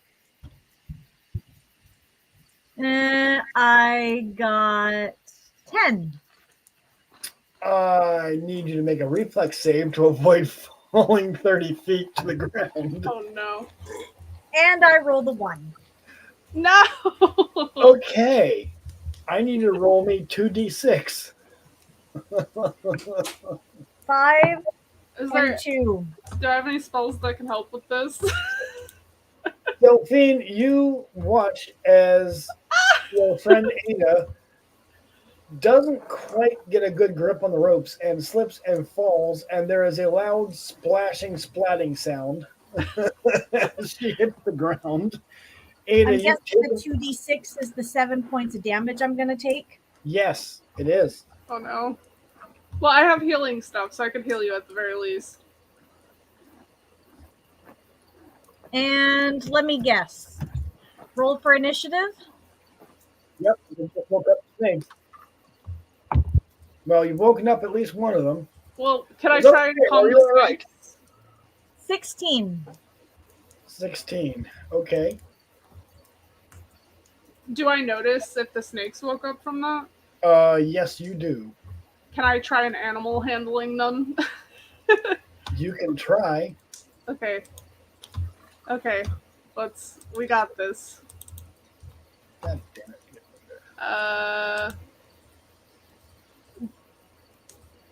Just a normal roll. Being uncooperative. Gonna do it. How does a 7 feel? A 7 feels bad. Yeah, I didn't think that would work. Well, I'm going to try. It's okay, and they're just 20. slowly. For initiative? For animal handling.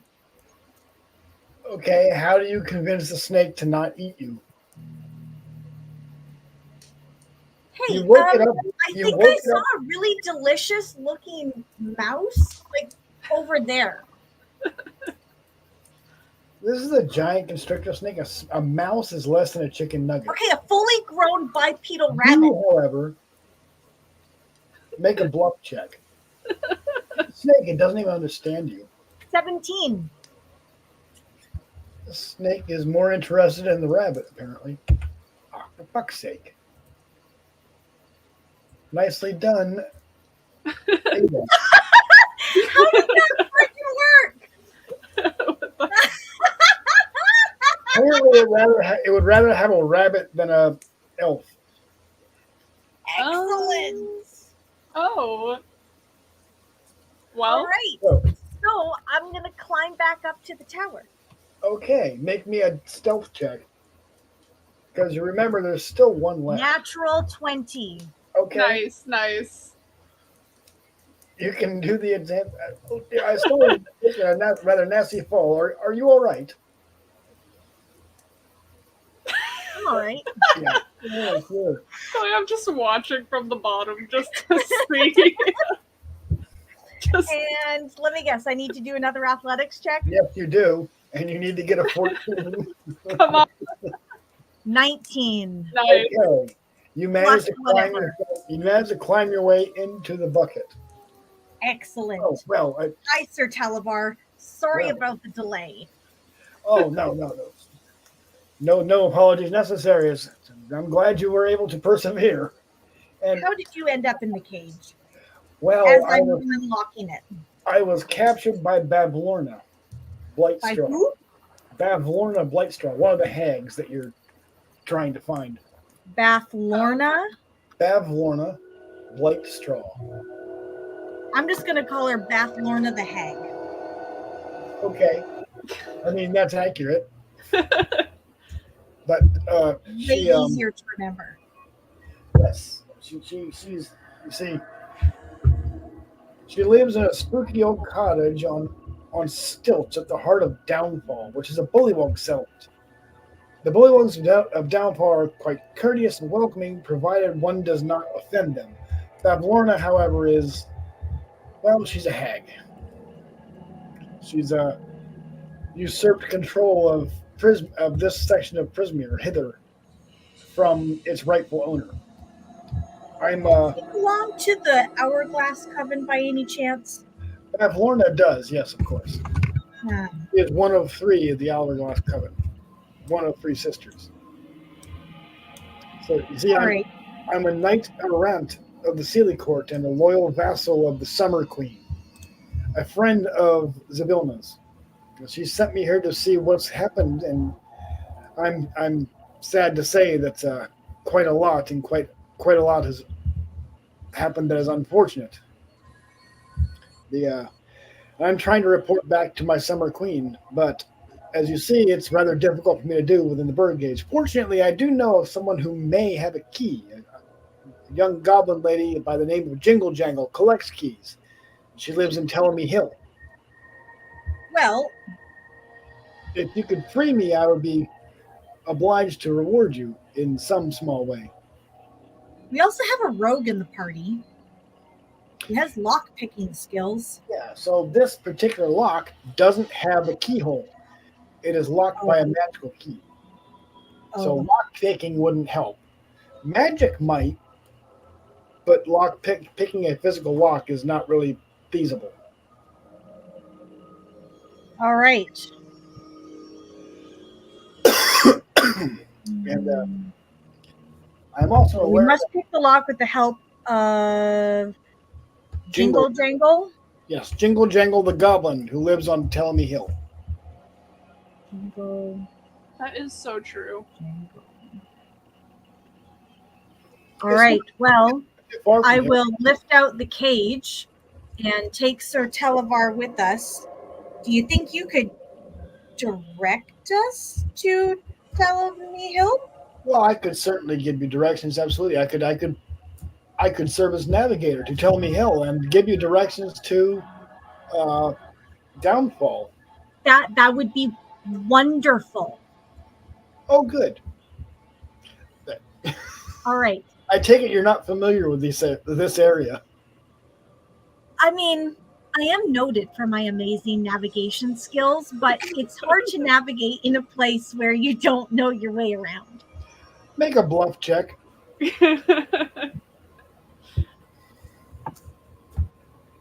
One, He does not believe you. does he say that he doesn't believe me? He goes, Yes, I'm sure your navigational skills are Unparalleled. are second are like no other. I'm going to pretend like I don't know that he is being sarcastic. Just a little. Anyways, If you're willing to set me free, he's also being very courteous because he is locked in the cage and does need your help. I have no desire to keep him locked in the cage. Oh well, that's wonderful. If you can get me to Jingle Jangle on Tell Me Hill, I'm certain she'll have a key that can open this. She has a knack for finding keys and truffles. Truffles. I Yeah. like truffles. Oh well, she might also appreciate well, a favor for a favor, of course. But We have Is some there truffles we still- can give her, if that's what you're that implying. would make a very excellent trade item, a barter item. Perfect. So we won't eat the truffles that we have. We will save them for her. And in return, you can help us move on to thither.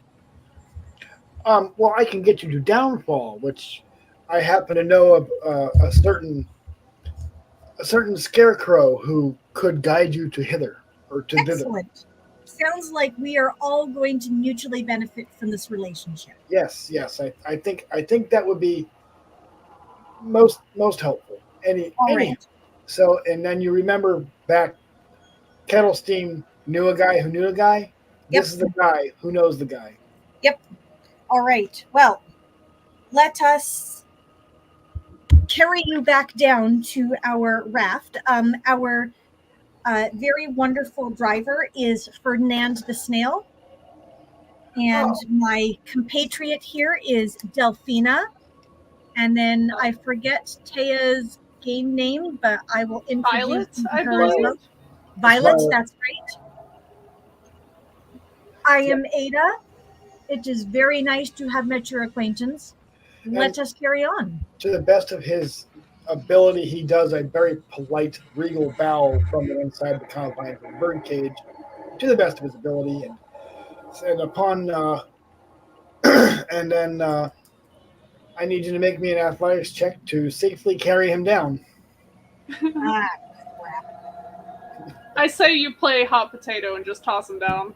Oh, that's, I'll catch him. I'll catch him. I swear. no.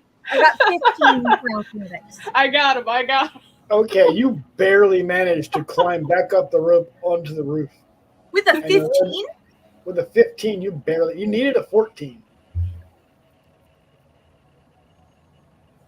You barely managed it.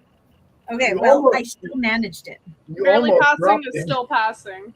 Sorry for the bumpy ride, but it is a leaning tower of, stuff with brambles and branches and ropes. And don't expect miracles here, okay, people?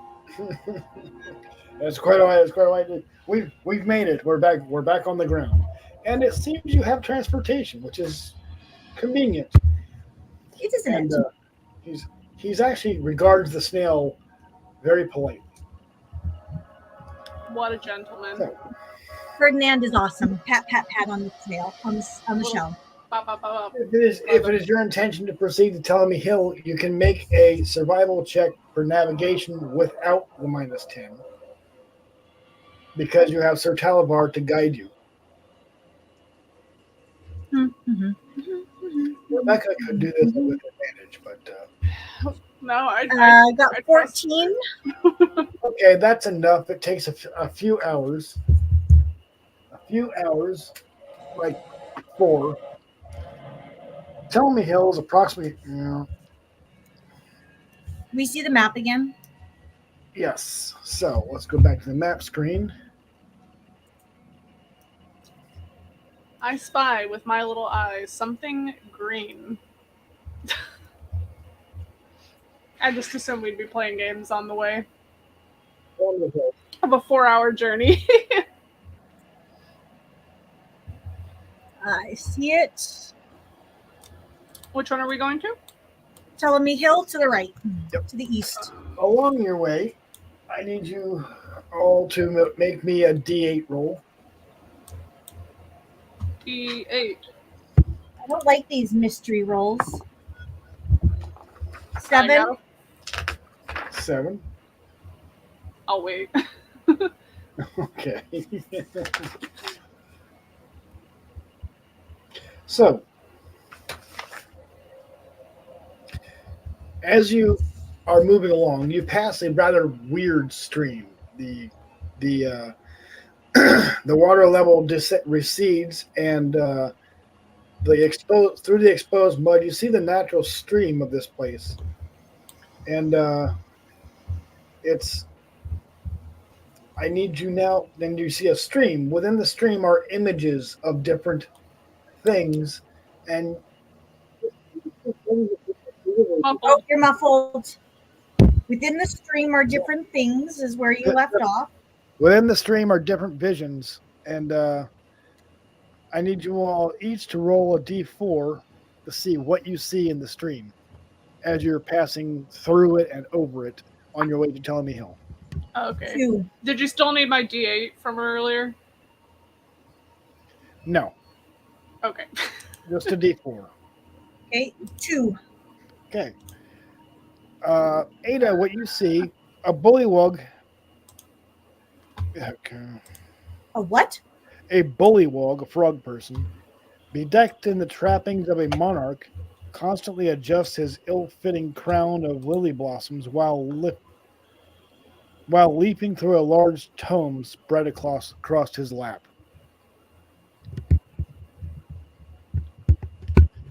I got a 2. He's sitting in a throne. A 2, you see the same thing. Say it again, please. A bullywog or a frog person bedecked in the trappings of a monarch, constantly adjusting his crown of ill-fitting lily blossoms while leaping through a large tome spread across his lap. He sits in a throne in a sort of village in the middle of a swamp. Okay. Did we want to talk to him? He's in. This is a vision. This Oh, is it's a vision. It's Okay. a vision you see in the stream as you pass through the swamp.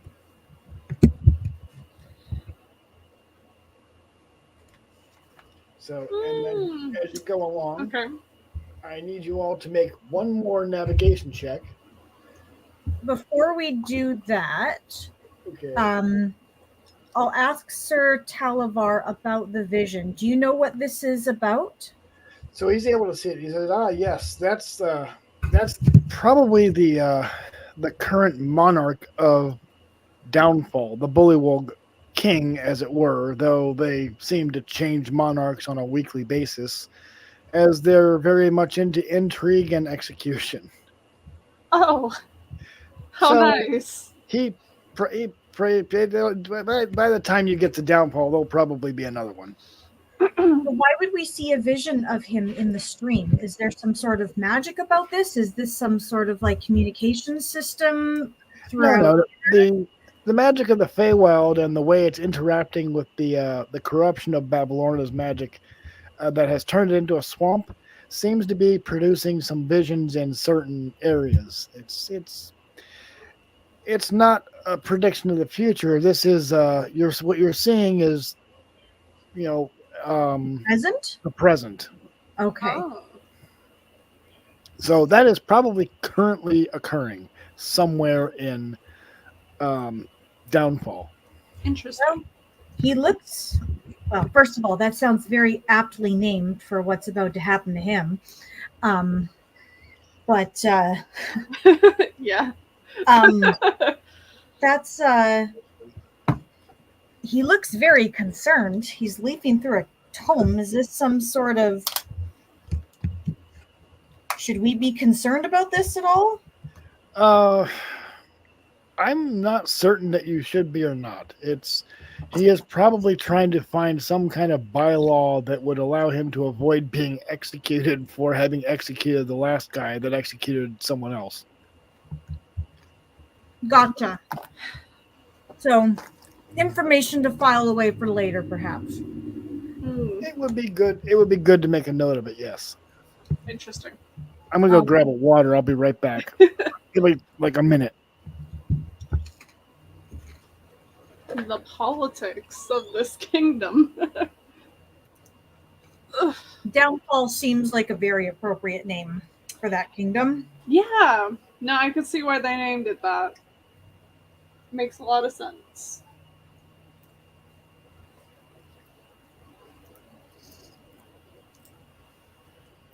Have you been What? doing over the last couple of weeks, by the way?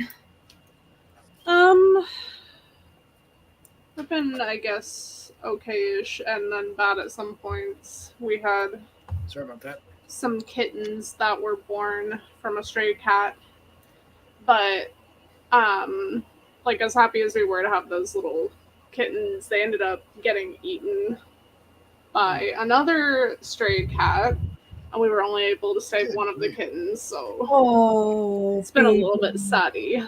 Yeah. But I'm Babies. glad we were able to get the last one of them, because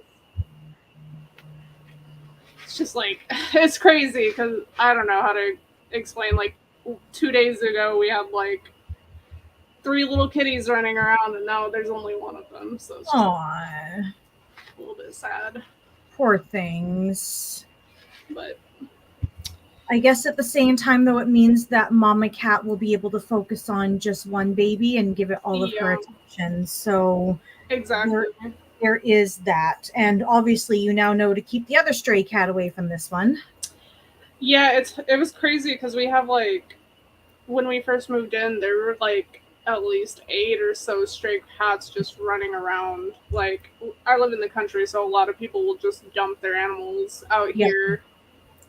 Is there any So kind of like animal rescue organization that will like pick up these animals and fix them before releasing them, or I trying to think fix they them? I think they're already doing it, because they're one cat that we have, that she lives outside. We called her Stevie. She has like a little clip on her ear, so I'm pretty sure they are fixing some of them, but I just don't Okay. know at what rate like they're doing it. Yeah. Sometimes you can get involved with those sorts of organizations if you're in an area where they're active. You can intervene and get in Yeah, there if you're able to catch a couple of them and put them in carriers. Sometimes those organizations, if you call them, will come pick them up and take them to go get fixed and get some shots. At the very least, they usually do rabies and a couple others to sort of prevent major illnesses from being passed along from one set to the other. yeah. I'm hoping to like, again, we literally just moved in, Yeah. so I'm like, we're still figuring out the area and everything, but I want to like look more into it, because we're thinking about, we're keeping the kitten and the mother. Well, the mother kind of is allowed to go in and out as she wants, but the kitten we're trying to keep inside. So we're thinking about maybe fostering 2 more Well, that'd be good. to have, so no replacement to his siblings, of course, but just Yeah. fill the hole in a sense that's there. Maybe he'll socialize at least. Yeah. All right. Well, now that Chris is back, Welcome back. Welcome back. So, with Sir Calabar's guidance, you do manage to find the base of Telemy Hill, and he informs you so. It says, "Well, there, right here, this path leads up to a keyhole-shaped cave entrance, where you will find Jingle Jangle. Telemy Hill, by the way, it should be noted, is alive and sentient. He uses these willow trees here to uh, to communicate. Oh. And as you approach Tommy Hill, you are greeted by the sweet-smelling fruit, the scent of sweet-smelling fruit. Damp, downy, silvery green moss blankets a gentle upward slope before giving way to a craggy ridge that marks the top of the hill. Dozens of enormous willow trees dot the hillside, swaying as though in a breeze despite the absence of one. I will go up to one of the trees, the willow trees, and put my hand gently onto one of the hanging branches and just sort of gently whisper to it, "Hello, Jingle Jangle. My name is Ada, and my friend here is Delphina, and we are bringing your friend, Sir Talavar, to you." So I am not Jingle Jangle. I am Tellamy Hill. But Jingle Jangle does live here. He is at the top of. He is at the top of the peak. If you are so, she's actually been quite sad. She's been beat up by Herringon brigands and hasn't gone out for forage for food for several days. She's probably quite hungry. If you bring her some food, if you bring my friend some food, I will be very grateful, and I'm sure she will too. We have I so hear much she food. likes truffle mushrooms. Is that That is- correct? That is her favorite. Yes. We happen to have some with us. We Well, that will would be nice to meet you, Tellamy Hill. I wasn't sure how your communication system worked exactly. We just wanted to let you know that we are friends, that we mean no harm, and we are here to, do good, nothing bad. that is good to hear. Friends are hard to come by these days since the Hourglass Coven took over. So we've heard. Is it all right if we proceed up to Jingle Jangle then? We have Yeah. your blessing? Yes, please do. And you see all the willow trees sort of move, sort of as best a tree can, sort of bend and arc out of the way, revealing a zigzagging path up the hill. Nice. Excellent. Thank you. And then I will go back to Ferdinand and my friends and all that good stuff and say, all right, let's go see Miss Jingle Jangle. All right. We're So off to see the wizard. at The a certain wonderful point, Devon. at a certain point up the hill, the snail is a bit too large to proceed up the trail. Oh, However, there is a large flat area with plenty of moss that he could probably be very happy hanging out and eating the moss for the time being. Sounds good. Ferdinand, we're going to proceed up the hill since that is clearly not meant for you.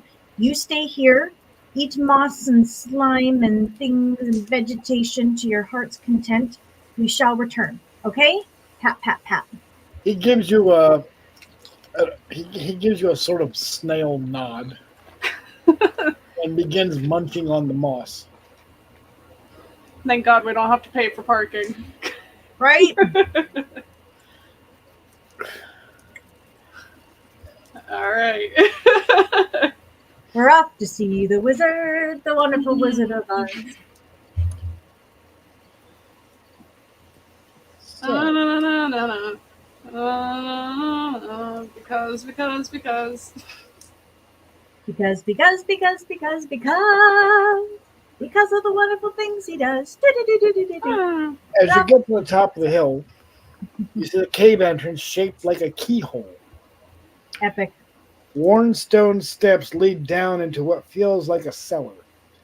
It's chilly in here, and you detect the subtle scent of iron in the air. From a distant spot within the chasm, sputtering candles illuminate a multitude of keys, dangling from taut strings that crisscross the walls.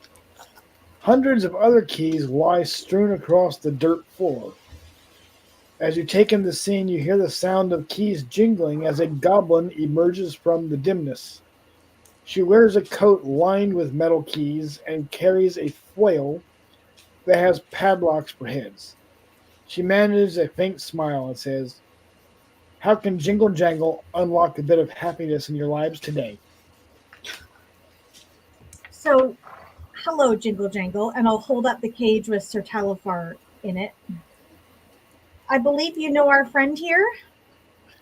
Says, so Talabar speaks and says, "Ah, yes, I have heard of you, Jingle Jangle, though we've not met in person." Jingle Jangle responds, I've heard of you too, Sir Talabar. I think I know you are. I think that you are friendly."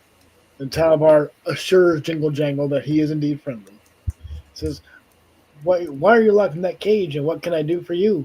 And what's What would you do? How can I help you today? Well, I think we can sort of actually help each other.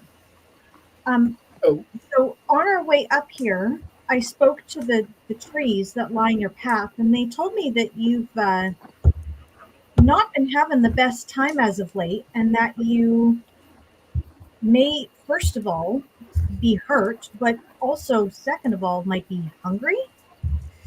And I'll yeah. pull up the sack with truffle mushrooms in it. Jingle Jangle cheers up noticeably and says, "Yes, yes, I was digging for truffles in the swamp when a bunch of herringons leapt out of the behind reeds and shrubbery. They took Jingle Jangle's truffles, then threw Jingle Jangle down in the mud and whacked whacked him with wooden clubs. So we may have run across those same brigands and sent them packing and rescued your truffle mushrooms for you. Oh, well, if you found my truffles and you would like to return them, I will be very happy to trade you. I think I know what key Sir Talabar needs." Jingle Jangle inspects the cage a little bit and gives a nod and goes, "Yes, I think I have just the key. If you would like to trade, I would be happy to part with the key in exchange for the truffles." That is indeed what we were hoping for. And I will hand over the truffles. Jingle Jangle gets very giddy and says, "Oh, good, good, good. I will go and get the truffles, or I will go and get the key. I will be right back," and pops a truffle into his mouth, and she scampers off to the back of the cave.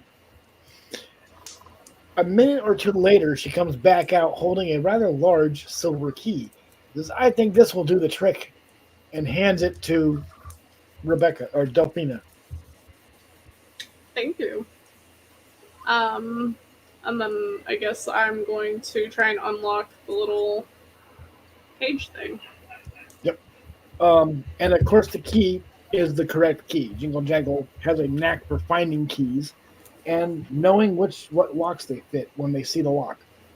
And it pops the door wide open, and Sir Talabar emerges, stretches his ring, and goes, "Oh, it's so good to be released from that cage. I can finally stretch. Thank you both so very much, and thank you, good Jingle Jangle, for your assistance in this matter." Jingle Jangle gives another a polite bow, and says, "Just happy to have my truffles back," and pops another one into her mouth.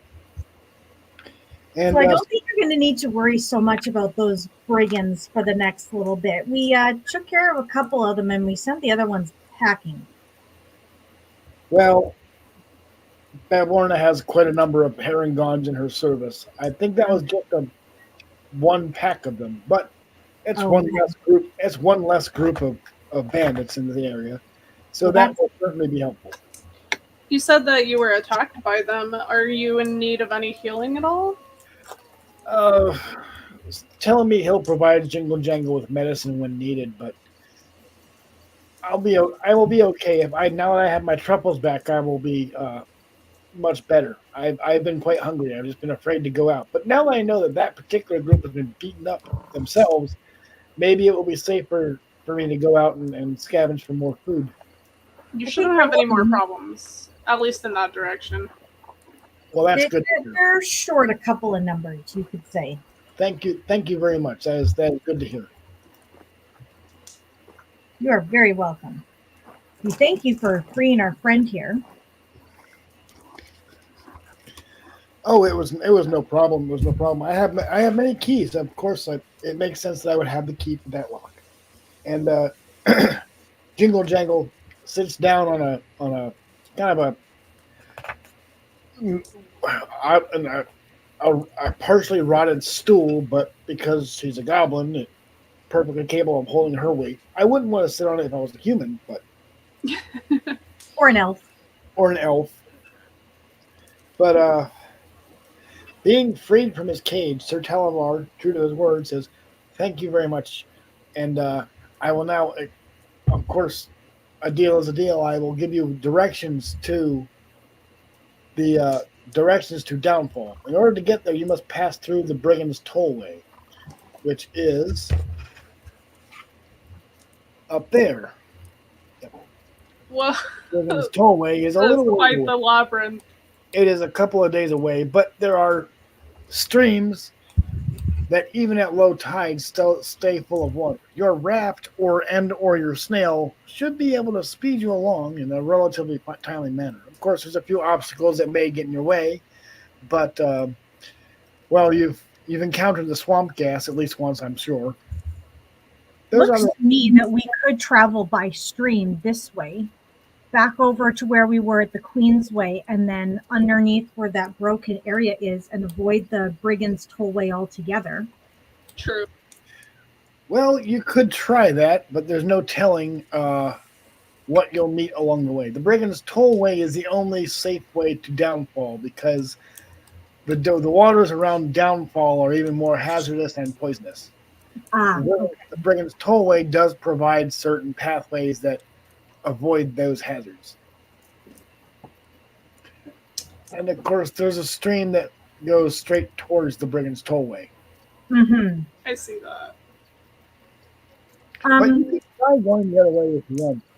Now I see that tollway is in the name, so I'm going to guess that we're going to be expected to pay some sort of toll. It is quite probable, yes. Though What kind of toll do they usually charge? they usually try to extract happy memories from passersby.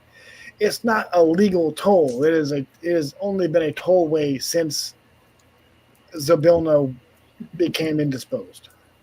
Okay. I doubt very much she would allow it to continue if she was ever returned to functionality. I see. All right. You get the hint that bypassing the toll would not be breaking any laws in Prismere.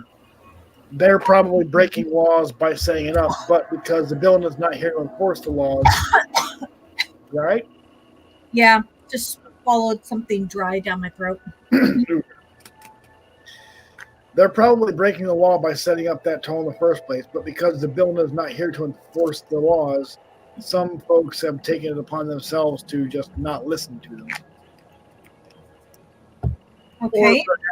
Or perhaps they're doing the bidding of Babylona, in which case she's breaking the law, but they're just being coerced. It's unknown. But, well, perhaps you'll have a chance to ask them. Perhaps we will.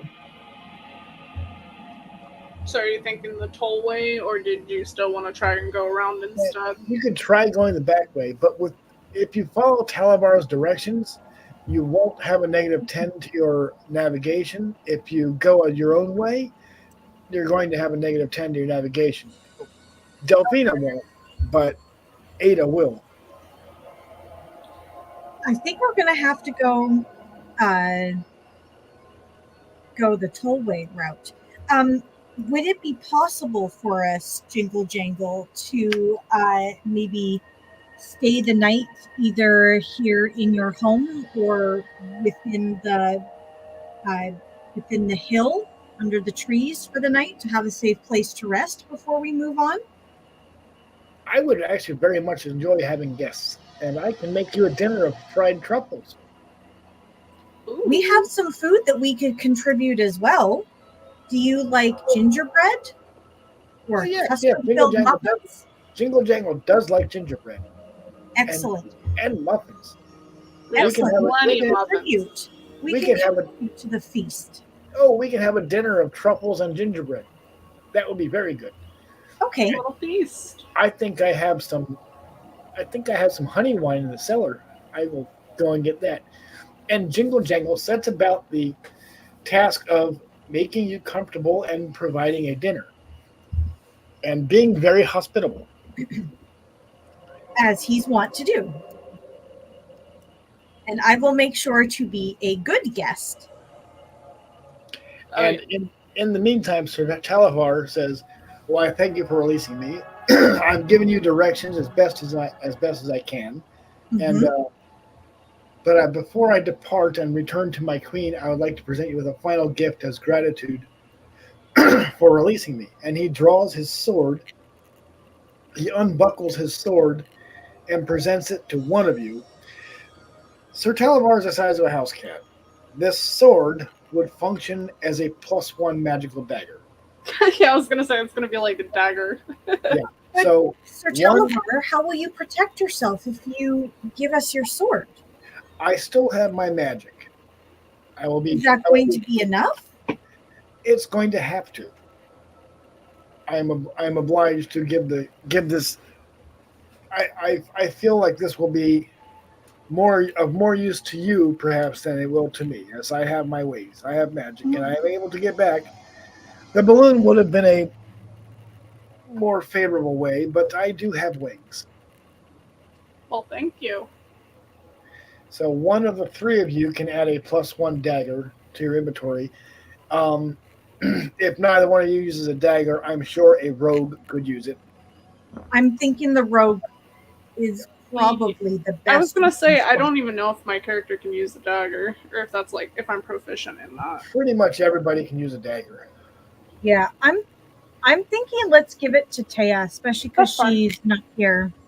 Okay, so But only if Sir Talabar is really absolutely sure he can part with his weapon, because I would feel bad that he would have no weapon to protect himself. he assures you that he will be just fine without his weapon. He has other means of avoiding detection. Okay. Come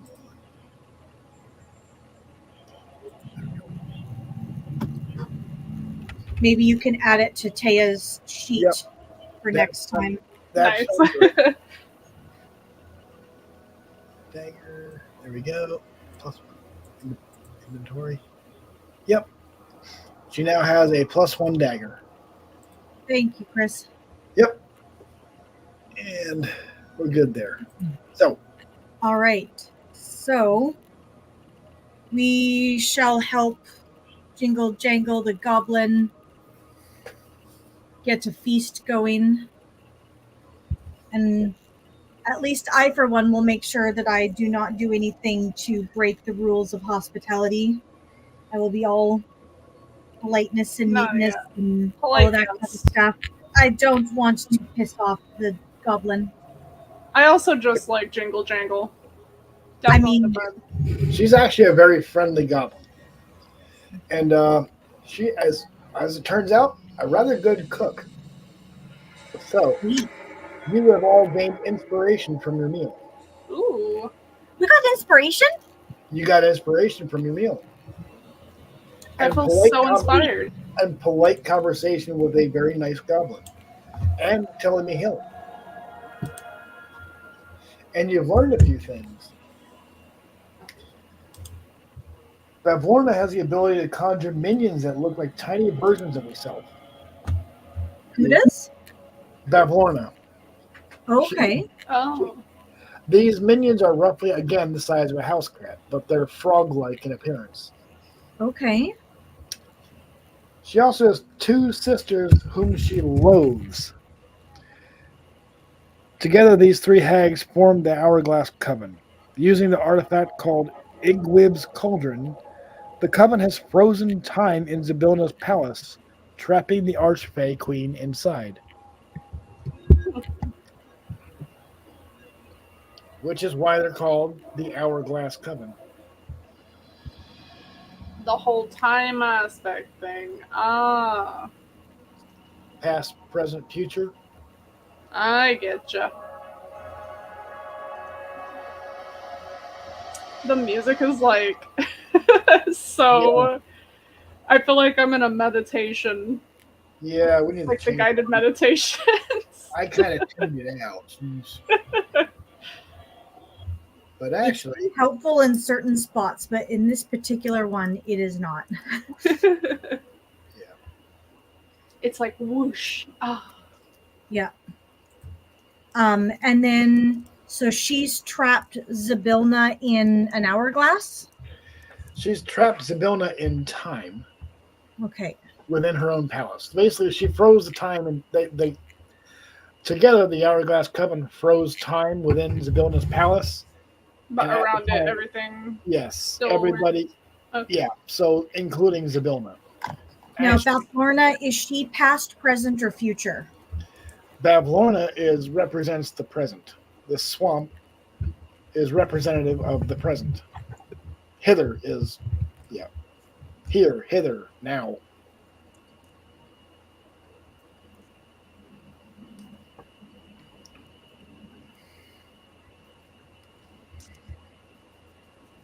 And then thither is future past, and yon is future. Right. Hither is now, thither is then, and yon is later. Okay. We're putting the puzzle together.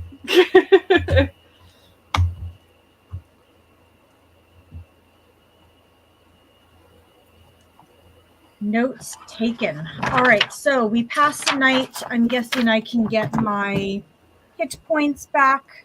Yes. From your fall off the tower. That I could do Lose nothing. any hit points from battle. Okay. That's hilarious. So, from Sir Talabar's direction, it's going to be about 3 days' journey to the Brigand's Tollway. Okay. You have a snail that can help you. So, it's going to be easy travel, but snails move at a giant snail moves at roughly the same speed as a human's walking speed. So, it's still going to be 3 days. That's okay. What are these like eruptive things You here? don't know yet. You can see, well, from Ptolemy Hill, you have a pretty good vantage spot. Yeah.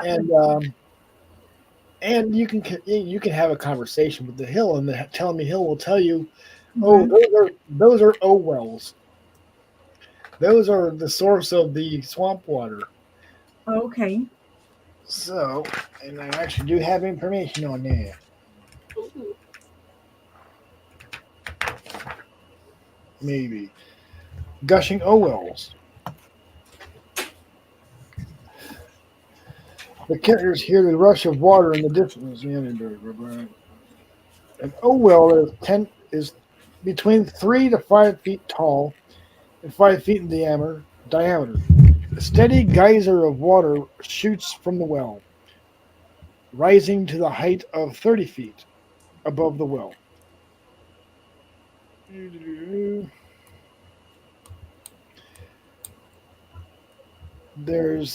can see little spots of light around the well. Those seem to be willow wisps.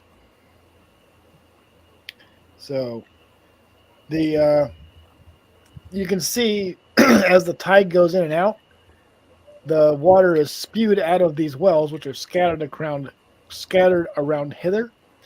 And at regular intervals, these wells drink the water back up and expose the muddy bottom of the swamp. Okay. So this is where the high tide, low tide is coming from. Oh. They used to have a brighter purpose. They used to serve a nicer function, but Babylorna has corrupted them with her magic, and they now just spew out and drink up water, causing the low tide, high tide of the swamp. And getting rid of Babylorna from this area will probably restore them back to their original purpose. That is likely, or at least stop them from spitting up water. Okay. Good to know. I will ask Ptolemy Hill if there's anything else that we need to know about our travels towards downfall. Well, there's a few obstacles in the way that you may or may not encounter. The O wells, they do those little dancing lights around the O wells. Those are, from what I understand, those are willow wisps, but they're not evil. They're just the spirits of creatures that drowned when the swamp, when hither was first flooded by the waters. They can't really leave the O wells. Okay. Are they That dangerous house at all? that we see on the map, is that something that we should be aware of? The house, well, there's a wandering inn. It's called the Inn to the End of the Road. That's a tavern that's on legs, and it walks around. It won't be there when you get there to that area. There's Baba Yaga's hut on this map. Baba Yaga's inn, yes. Oh my god. Just call me Vasilisa. There's also stilt walkers. These are hobgoblins that they're not really hostile. They're just trying to collect eggs and bring them back and trade them at in Downfall. They might be able to give you further directions to Downfall if you get very lost and need help. But Okay. they will want trade for something. Uh-huh. That makes sense. Do my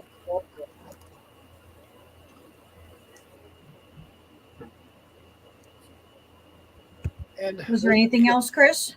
well, there's other gangs of Harengon brigands. Yep. Gathered that. Can I Felt pretty leave, confident against those guys at the very least. at least for now, can I leave some sort of a food offering at the base of one of the willows on Telemy Hill? Would that be received well? You could, and yes, it probably would. Would it prefer a piece of gingerbread or a custard muffin? You could ask it. I will And ask. roll a d4, and if it's even, it would like a gingerbread cookie. If it's odd, it would like a muffin. Okay. It is odd. I will leave them a muffin. Okay. And I'll leave a little bit of popcorn. Oh yeah, you have popcorn. Yep. Held on to that. A little sweet and salty.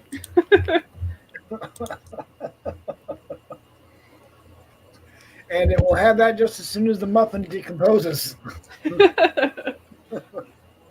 With an area as wet as this, I do not think that will take very long. Although Telemy Hill is actually rather dry. It's probably the driest and easiest terrain you've walked on since you got to hither. I say a little, I walk up to one of the willows and touch the branches again and thank Telemy Hill for being such a wonderful host and letting our snail rest here and, all of that good stuff. I express my gratitude to it. It thanks you for your company and tells you it quite enjoyed having you over for dinner. And don't be a stranger. We probably will not be back this way for a little while, but I promise that if we are back in this direction, we will come and pay you another visit. So in your conversation with Jingle Jangle and Telemy Hill, you learn Telemy Hill is basically a plains walking sentient hill that travels between the Feywild, the Shadowfell, the Prime Material, and several other inner and outer planes, but is currently trapped in hither and wants to be able to be free. So it is possible that you may encounter Telemy Hill in the future, although unlikely. All right. Well, we will do our best to make sure, Telemy Hill, that you are able to get to those other planes at some point. I have a feeling if we are able to deal with these hags from the Hourglass Coven, that we will, in fact, be able to restore your traveling abilities. That would be wonderful, and we'd very much appreciate it. If you're going to go after the hags, be careful. But remember, every hag has their weakness.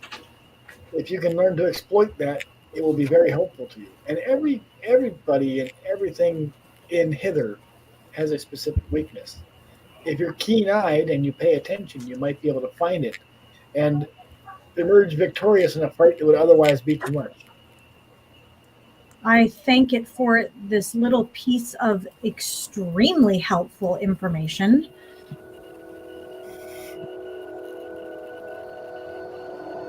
So basically, every major character. Oh, let's turn that music off.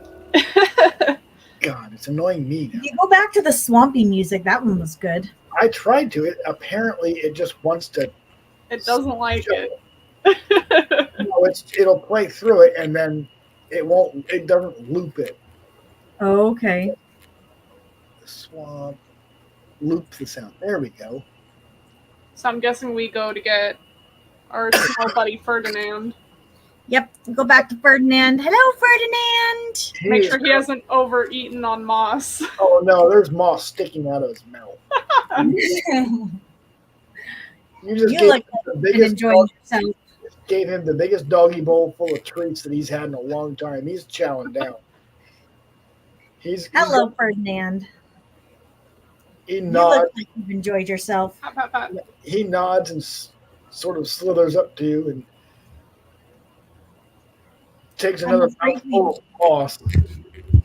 I'll gather a little bit more moss to take with us to give him his treats along the way, because we do have to move on to the next location. But Yes. I promise there will be some more moss in it for you later on. Okay. Now, if you're following Sir Talavar's directions, you can just make a straight D20 roll, Aida, and Delphina can make a survival navigation roll with advantage. Okay. So survival, I rolled a natural 17. Okay. Oops, that's right. I need my so 19 is my roll. I Okay. got a 9, so she did better than me. You're still better than Yeah. Delphina. So you managed to get going the correct direction up one of these streams, and headed on the first leg of your 3-day journey towards the Brigand's Tollway. And I need you guys to make a D8 roll.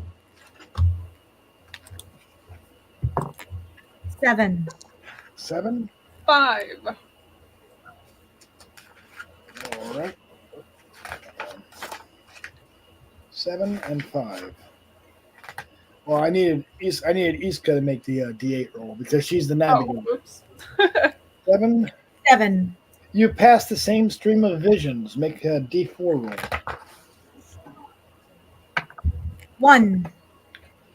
Okay. What you see in the stream, and remember this is showing you the present, is a headless, child-sized scarecrow with metal lobster claws for hands, tries on some new heads, including an upside-down wooden bucket, a withered head of cabbage, and finally decides on a large gourd. I think the gourd was the right choice.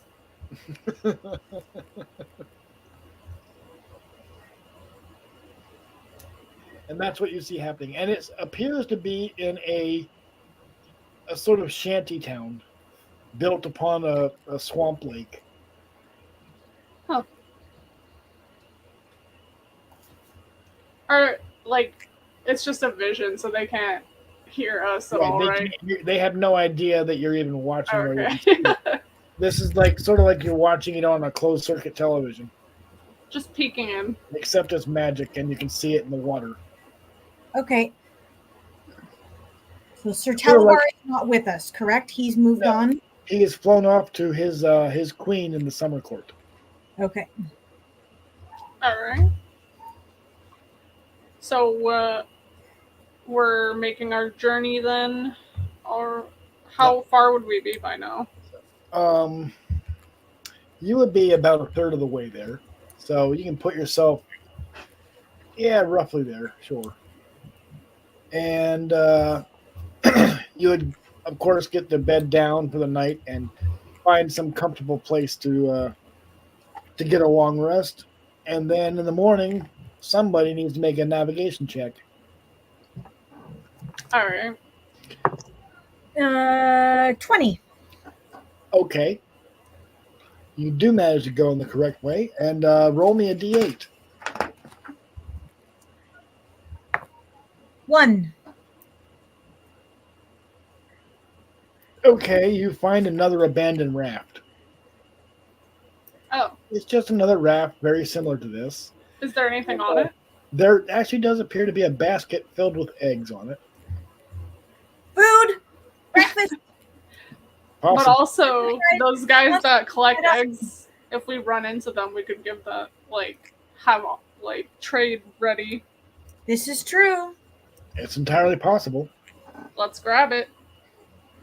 Collect basket of Eggs. Do we know what type of bird or animal these eggs have come from?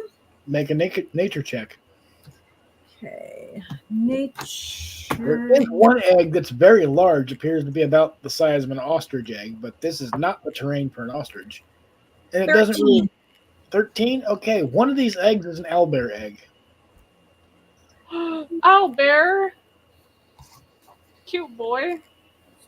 And the rest are probably chicken or cockatrice eggs. I have You're not trauma sure from the last segment with that. I'm thinking we should eat these eggs. Well, we should keep the owlbear one, I think. I don't think we should keep the owlbear one.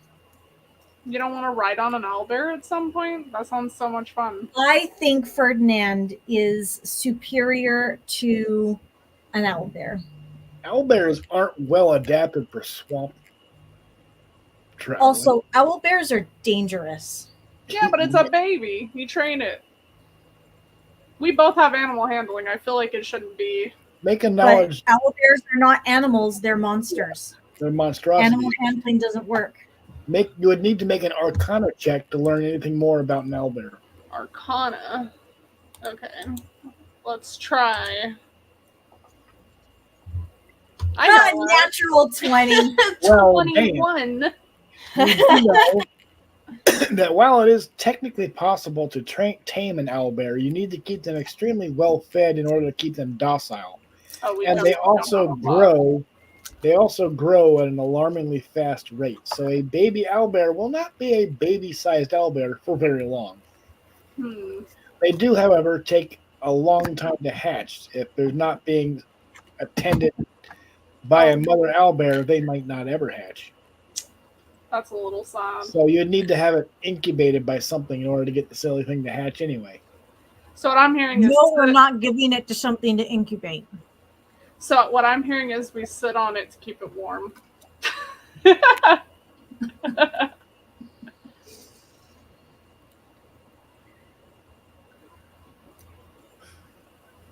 Or you could stuff it under a snail while you're adventuring. I don't know. Oh my god, that's actually pretty smart. I don't think Ferdinand would be very happy if he accidentally hatched an owlbear. Maybe he would be happy. You didn't ask him if he would be happy or not. Ferdinand, how do you feel about owlbears? It makes snail noises. Wait, I have a snail potion to talk to snails. Oh, you remember the magic item that you got in the last game? Oh, I remembered it. I just didn't want to use it unless there was something important, like finding out if he likes owlbears or not. An owlbear egg. So I was holding on to it a little bit. Do you have to drink the whole thing, or is this like... You have to drink the whole thing, and it's a one-time for 1 hour. I don't know if I want to waste it on that, though. We'll just take his snail noises and make our own assumptions about what he said. Which is no. I thought it was a strong maybe, you know? Like he was thinking about it. He makes more snail noises. When you make snail Don't noises. Ferdinand, I'm not going to let her make you have an owlbear. And I'll pat his shell. Snail noises to be had. He nods. Clearly, he likes me way more than you. Okay, you've reached. I felt hurt. Yeah, you've reached this point. You've reached roughly this point along the Brigand's Tollway. You have another day to go before you get to that big stump in the middle, which is, according to Salvar, kind of their home. And from this point, you might be able to find a safe resting place, but it's going to be iffy because you're very close to the Brigand's hideout. So you would need to find a way to hide your whole little traveling troop here. I don't think I have any spells for that. I gotta be honest. I can look. Thankfully, we're in a swamp, though. So I say we go a few feet off of the stream, and like sort of maybe like here-ish, and sort of, you know, concoct a little shelter out of like some branches and stuff and kind of hide us in for the night? You can make a stealth check to see if you can hide the party's camp spot. This would mean no campfires, but in this wet, damp swamp, that would be difficult to get a fire lit anyway. All right, stealth. That would be a 24. Okay, you do manage to hide yourselves, and you're pretty confident that you're not going to be spotted by any passersby for the night. Better than what I got. You let the ranger make the camp. Of course, of course. You do have some leftover gingerbread cookies, so you don't need to cook food anyway. Plus, we have eggs. That need to be cooked. Cooked, smoked. Cook those chicken eggs. Okay. I'm going to grab another water, and I'll be right back. I'll be just a minute. I might take a bathroom break really quick as well. Well, if we need to do that, we can take a short break for the party. Sounds good. I will heat up my tea because it's gone cold. Sounds good to me. Take 5. Nobody wants cold tea.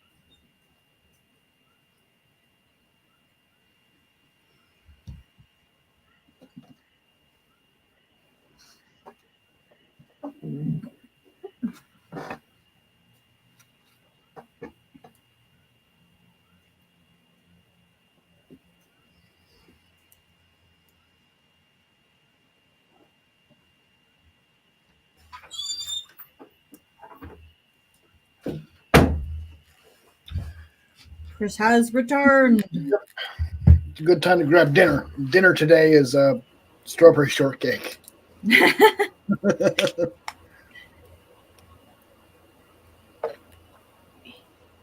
Okay, back at the Brigand's Tollway.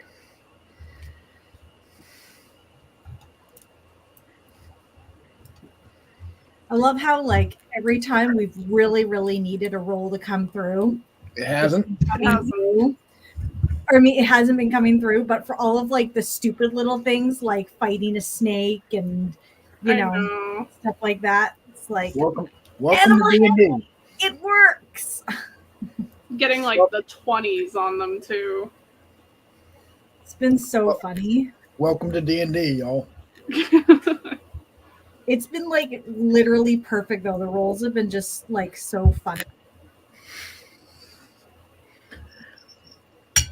So, you find yourself just off the road at the Brigand's Tollway, and you still have about a day's travel. That is made much easier by the fact that there is sort of a dock, makeshift dock, put up, built into the water, on top of the root system of what is clearly a massive, massive tree that was once a big living tree, but is now a massive stump. Doesn't necessarily mean it's dead.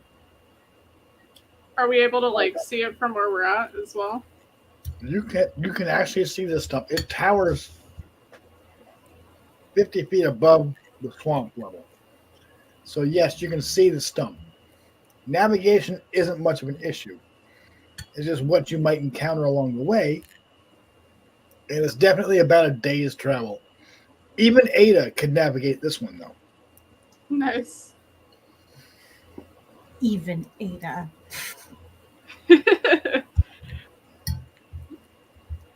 Rude.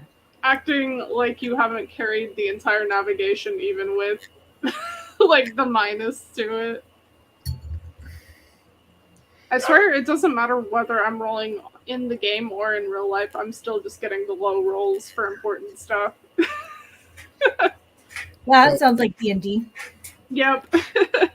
Whoever's taking the lead to roll a d8. I'll do it. I've been so good at other rolls. I don't see how it could go wrong.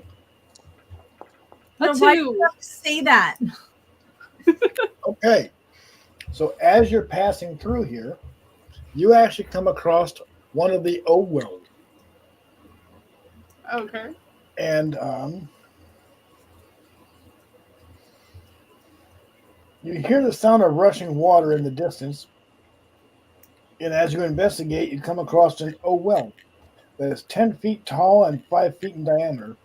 A steady geyser of water shoots up from the well, rising to a height of 30 feet. Uh-oh. And if you you do see little Feywild trinkets bobbing up and down in the water. Oh. And at the top of the geyser. Can I try and grab it? For each trinket. Oh, you're muffled again. There we go. You're fine now. Yeah, I don't know why it does that. But as you do, you as you reach for it, about a will-o-wisp materializes and demands to know why you're trying to steal its trinket. Oh. Sorry, I didn't know it was anybody's. That was mine when I was alive. Leave it be or exchange it for something of equal value. Do I know, like, what is the trinket? Let's find out. This one is That's actually just called an O-well. Yes, it is.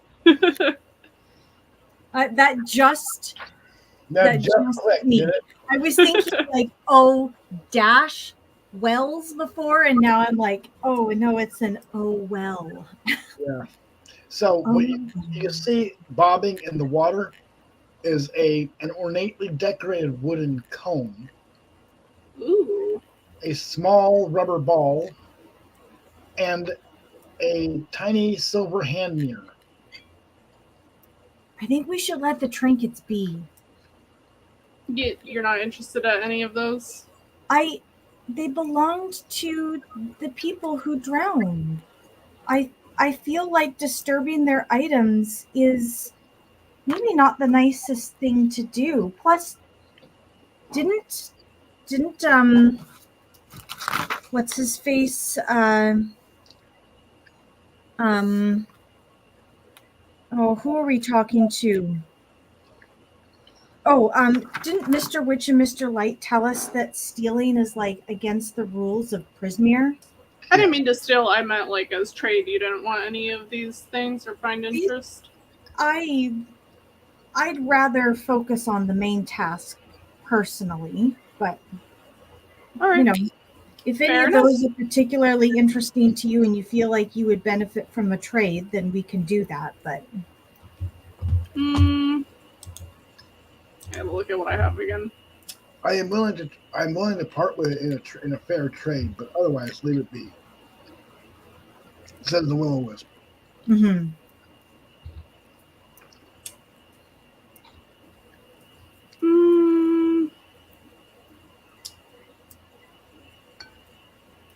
How would you feel about the mirror, the hand mirror for a wooden horseshoe that has festive colors on it? That sounds like a fair trade. I will part with the mirror Okay, for that horseshoe. here you go. Thank you. Okay, you now have a mirror. And you've lost a horseshoe. I feel pretty good about that. All right, we'll thank them and be back on our journey, I guess. Mm-hmm. Are we able to bring Ferdinand with us, or do we have to leave him behind? Ferdinand would have a hard time staying on this somewhat narrow causeway. And we're probably not likely to go back out into the stream after we get to Downfall, are we? Yeah, if you don't think it's going to come back, it might be a good idea to take his harness off so he can just go and be a snail. Yeah, I think I'm going to do that. I think I'm going to set Ferdinand free and thank him for his generous efforts of traveling with us. Thank you, Ferdinand, the friendly snail. You have been amazing, and I'll give him the rest of the moss and slime that I had from the hill. He eats the moss and pretty happily and nods, and he seems to understand your meaning. He's a little sad, but not like he's not crushed or anything. If we see him again, we will say hello. Maybe we shall meet again. We are not sure.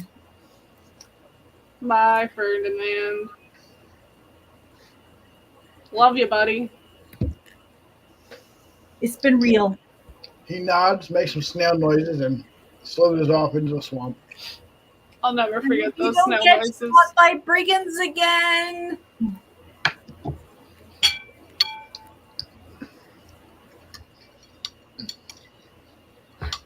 What an emotional episode. As Ferdinand disappears into the fog of the swamp, you look down the stowaway, and I need you all to make a D8 roll. Well, one of you. Is that you again, or is that me? I can do it again. Okay. Boink. Nope. Boink. 4. Okay, so you step on another bubble of marsh gas, and I need you to roll me a D4 as a bubble pops underneath your foot. Alrighty. 3. Okay.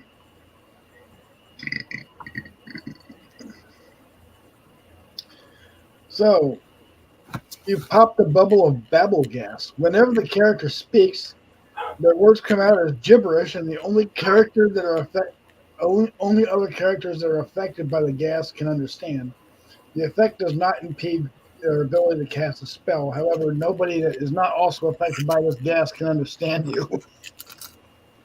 Okay, so I'm just You're making no sense. you're making gibberish, yeah. For the I next love that hour. for me. For 1 hour. Yep. 1 hour. And at least I don't have to listen to her try to Oh, I can't make my case about an owlbear anymore. This is No, you terrible. Oh, I Nobody hate knows this. what the hell you're talking about. All of a sudden, I'm upset.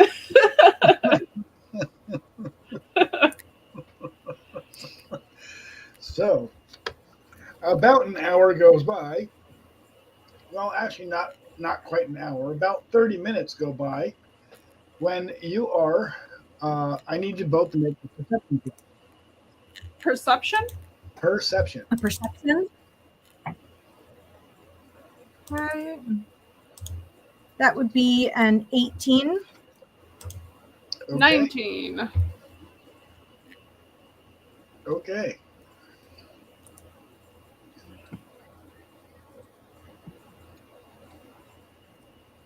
All right. Let's see.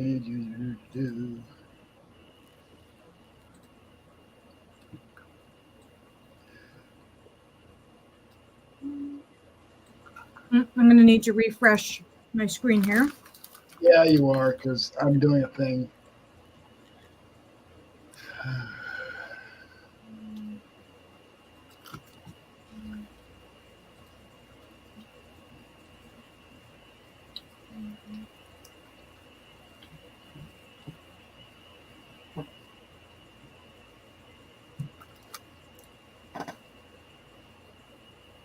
Are we in the little forest area again or the swamp? We're We've gone to the swamp battle map. Okay.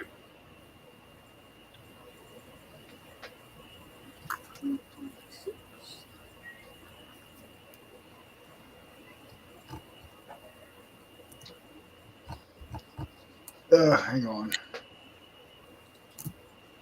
Mine is showing up.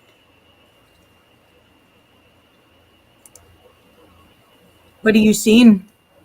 It's just that it's... Oh, now I'm back to Hither. Now I had to switch it because Isca's wasn't showing up. Yeah. It was just showing the little swamp area. Before. There we go. Okay. You do manage to perceive a couple more herringons and another one wearing a long blue scarf.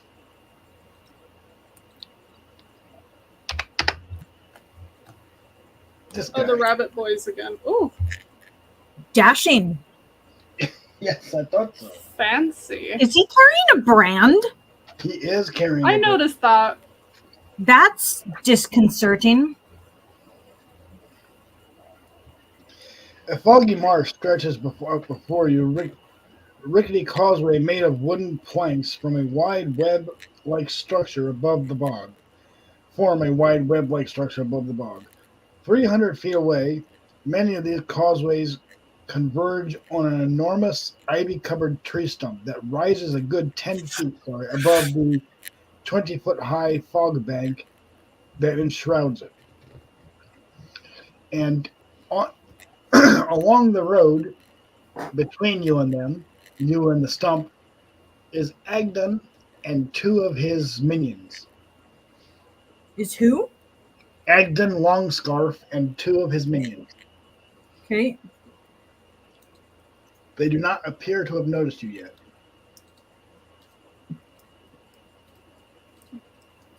Okay. Should we be trying to be stealthy? I mean, I guess you can't understand what I'm saying anyways. I'm just making noises. Blah, blah, blah, blah, blah, blah, blah, blah, blah, blah. Nod your head yes or shake your head no if you agree with me.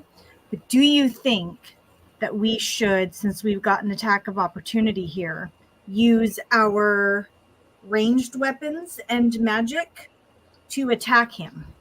Or, so like nod your head yes, if you agree, to that one, or if you think we should rather use stealth and stay out of his way, then shake your head no for the attack. So attack, yes. Attack is yes, and stealth is no. How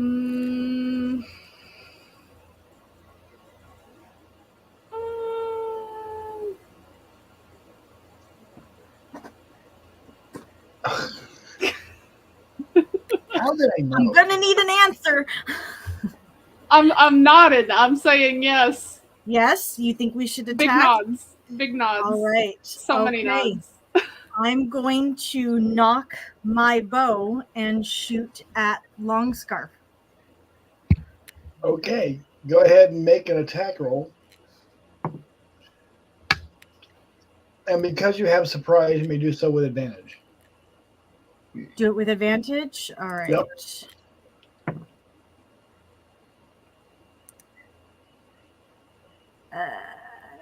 Do 18.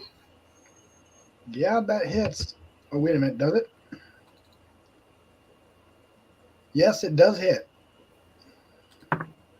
So. Damage is 9. 9. Come on. Oh.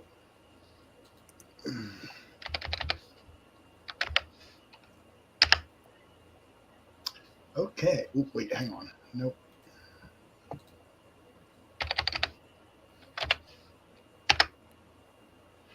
Okay. Ooh. That certainly hurt him, and you hear some cussing and swearing.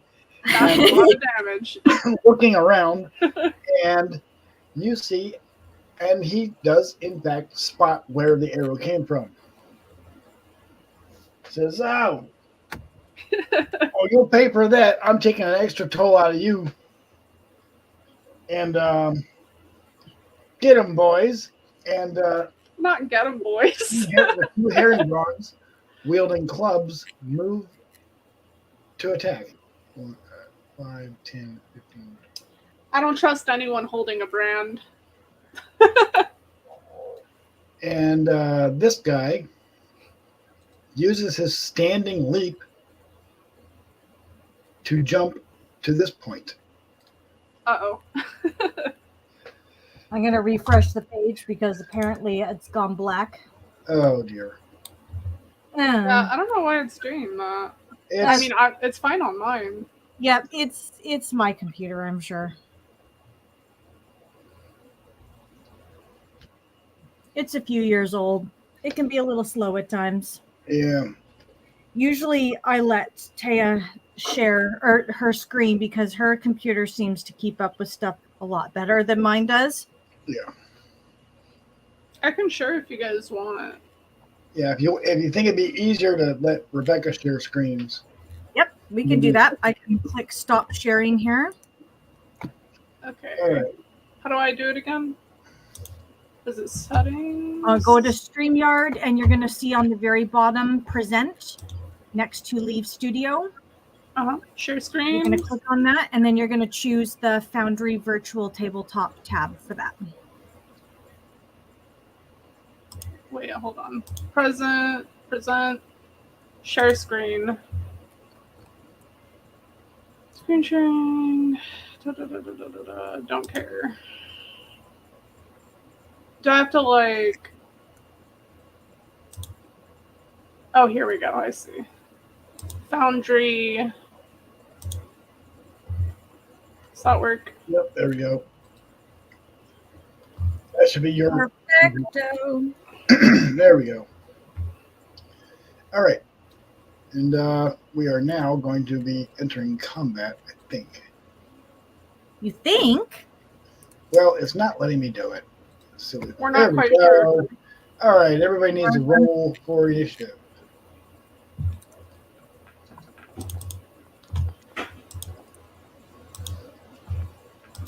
Um, 23. 23. Okay. 7. From one extreme to the other. Feeling good, feeling good.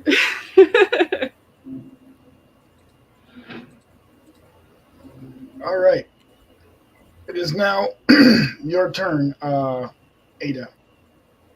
All right, and they are close enough, I see. So I'm going to go after Big Baddie that I get. So I'm going to pull my short swords out, and they are +6. Does a 13 hit for the first one?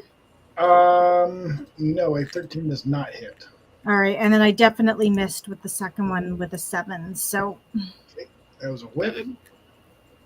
that was a big old swing and a miss.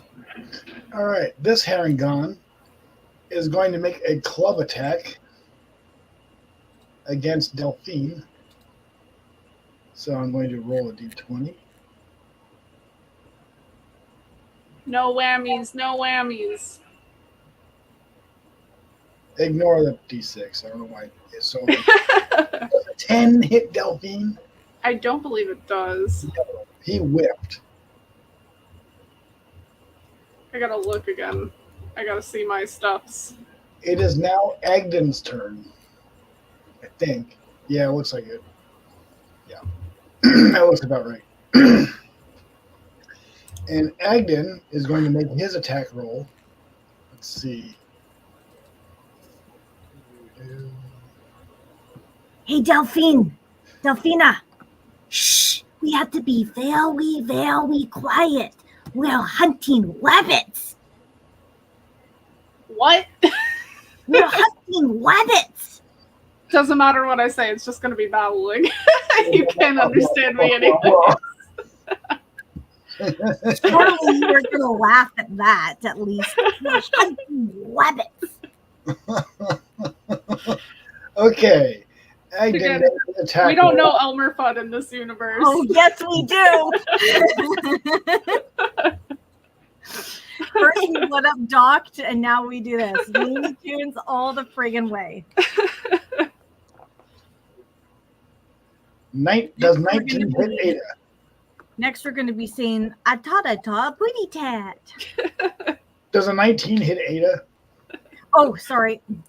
Not bad. Yes. Armor class 16. All right, you've taken 2d6 points of fire damage. Oh my god, you've taken 10 points of fire damage. Woof. And you are cursed with a magical brand. Agden is now invisible to you. Oh no. And Just how- Agden? Just Agden.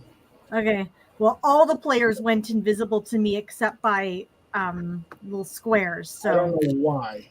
Yeah, I also am seeing the now I invisible- can see myself again. Oh, and Delphina. There we go. Oh, and there's one.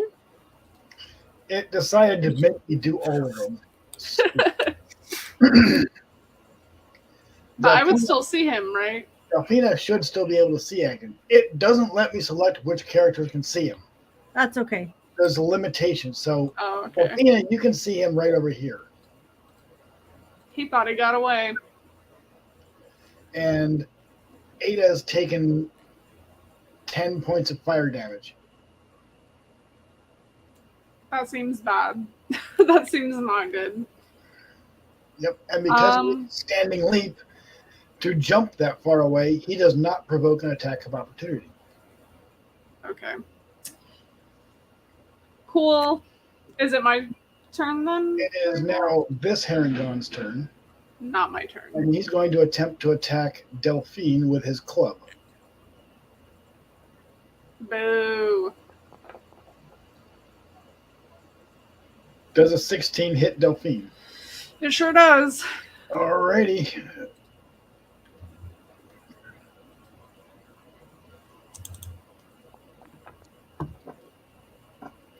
You've taken 4 points of bludgeoning damage. Whew. Okay. My hit points are baby as a cleric. It is now Delphine's turn. You mean Ada's turn? No, it's Delphine's turn. It's Delphina's turn? Okay. Then it's Ada. Okay. Yeah, it's Okay. Oh, not. I see. Yeah, It's I not see. showing the tracker at the top for you guys. Let's go back. Do I have a weapon on it all? I never checked. It doesn't look like you have weapons. Oh, Current. well. A cleric would likely have a club Okay. or a mace. I'd take a mace, but I don't know how much those hit for. I don't know how to fix that. All right, hang on.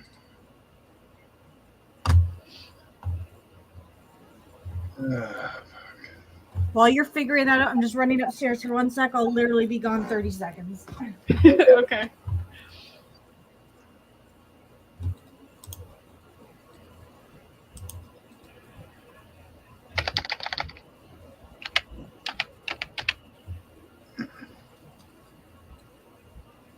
Just a,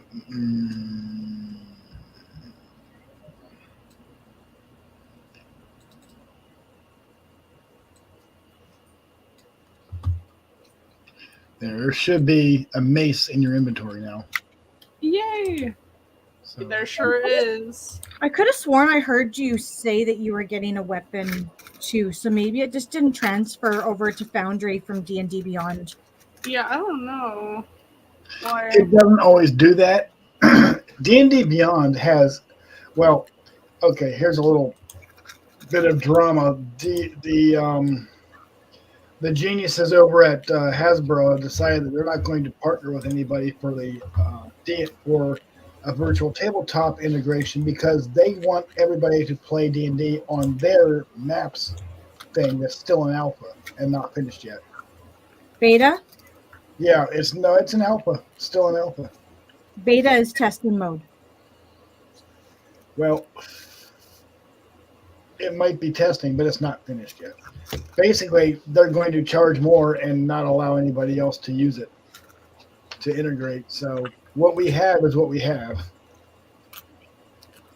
Okay, so a normal roll. I got an 8. Does 8 hit? I don't think so. 8 does not actually hit, no. Well, if I swing and hit the air. You do. The air says ow Yeah. and wonders what it ever did to hurt your feelings. So much. Where do I start?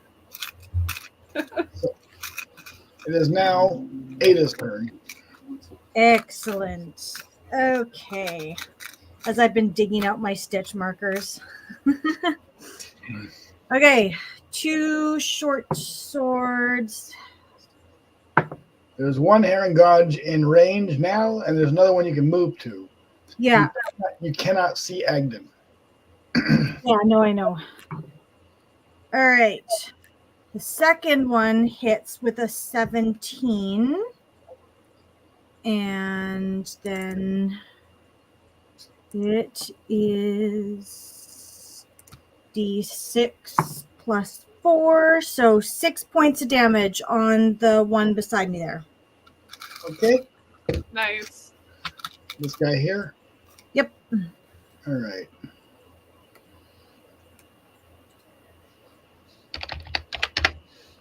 And he's hurting, and he's not happy about it. And it is now his turn. He's going to club you back.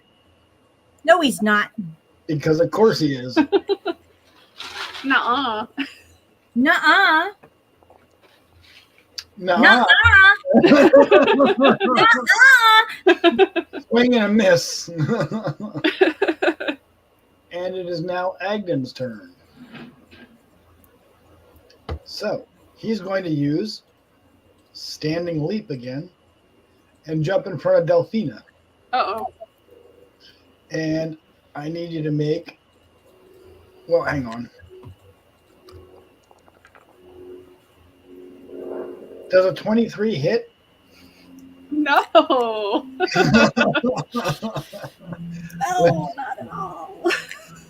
Definitely not. Ah! 10 points of damage, fire damage, and I'm not. And you are magically branded. You are no longer able to see Agden. I don't think I'm doing too good. That was 10 points? That was 10 points of damage, yes. It's looking a little rough over here. Yeah, a little bit. But that was not its turn.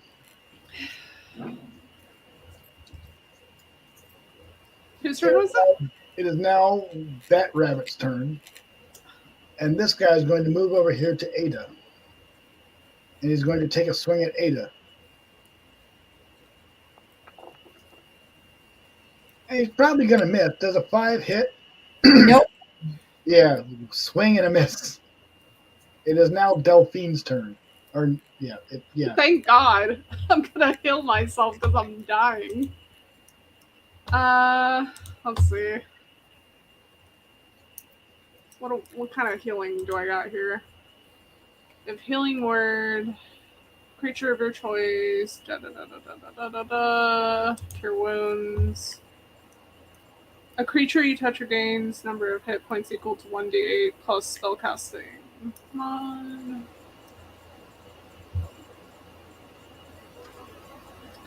Okay, well, I'm gonna use my cure wounds, I guess. And I just have to touch myself, so blink. Okay. And then let me do the little thingy. Yeah, that's a dice roll, I think. So. Just cure wounds, right? Yeah. And I think Damage. about you, I touch myself. Damage.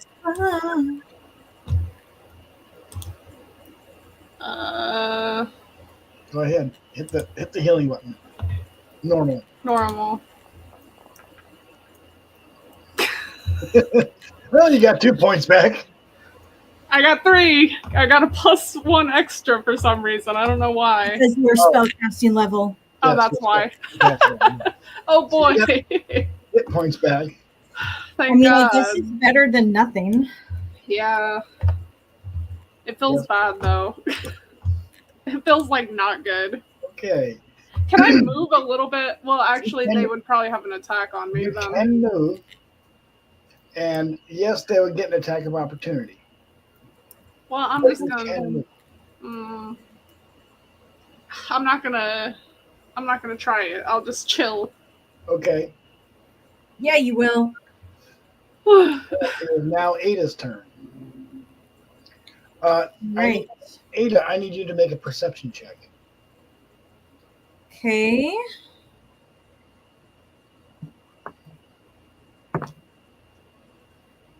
Mm-hmm. 12. You see the tail end of a scarf flitting past your vision. Okay. Very briefly, you see the tail end of a scarf flitting past you. All right. 20 hits. I'm going to hit after the... Actually, no. That the scarf is very long. I'm going to hit the rabbit who's right below me. Because Okay. I'm not sure to get one of them. So that's the full 6 plus 4. So 10 points of damage on that guy there. Okay, this guy here. Yep, the one below me. Okay. He is very badly hurt and is attempting to run away now. Can I get an attack of opportunity on him? You can. Is that a full attack of opportunity, like with both weapons, or is it one swing? Make a single attack. Single attack. Okay. Does a 15 hit? Yes, it does. That is Nice. 9 more points of damage. Yay! He's dead. There goes one. You do still have a move, unless you'd rather not. No, I can still reach the rabbit in front of me, so I will go for him next, unless I can catch the movement of dude man there. Okay. Agda. Yeah, his scarf is long, so I think if I try to hit where I see the scarf, it'll like whiz past him. So Okay. I'm going to try to outsmart him in another round. Okay. So it is this guy's turn, and he's going to make an attack roll against Aida.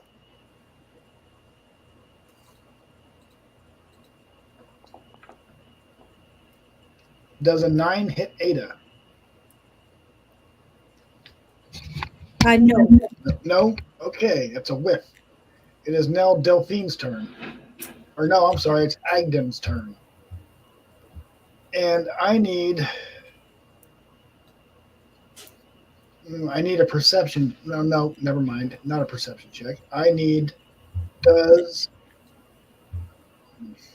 no no does a 4 hit Ada? No. No. Okay, he missed. It is now Delphine's turn. Okay. Let's. You know what? I don't even care. Let's do.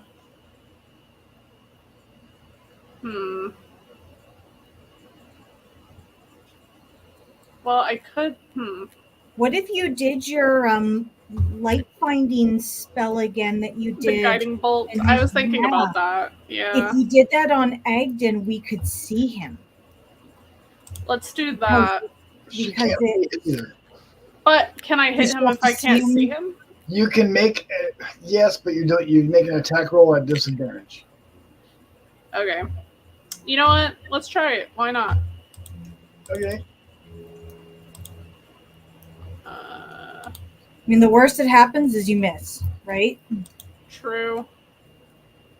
Okay, attack. Disadvantage. Disadvantage. So I got. Did it go? I thought it rolled, but I didn't see it pop up. I saw the dice roll, but it didn't register the attack on the thing. Try it again. Yeah, roll it again. Oop. Hello. Attack. Disadvantage. 3 and a 10.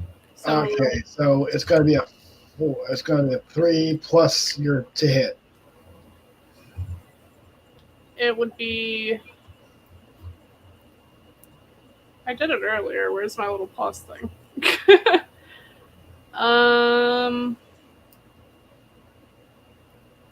It's your. I mean, it's your proficiency bonus. I'm pretty sure that's +2. I think. Your proficiency Yeah. bonus. So it's a 5. Yeah. Okay, that does not hit. It doesn't hit anyways. I just miss. Whiz. Make a perception check. Okay.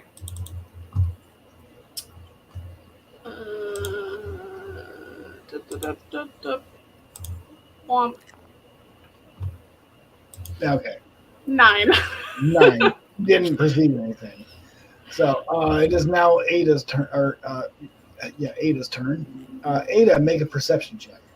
Okay.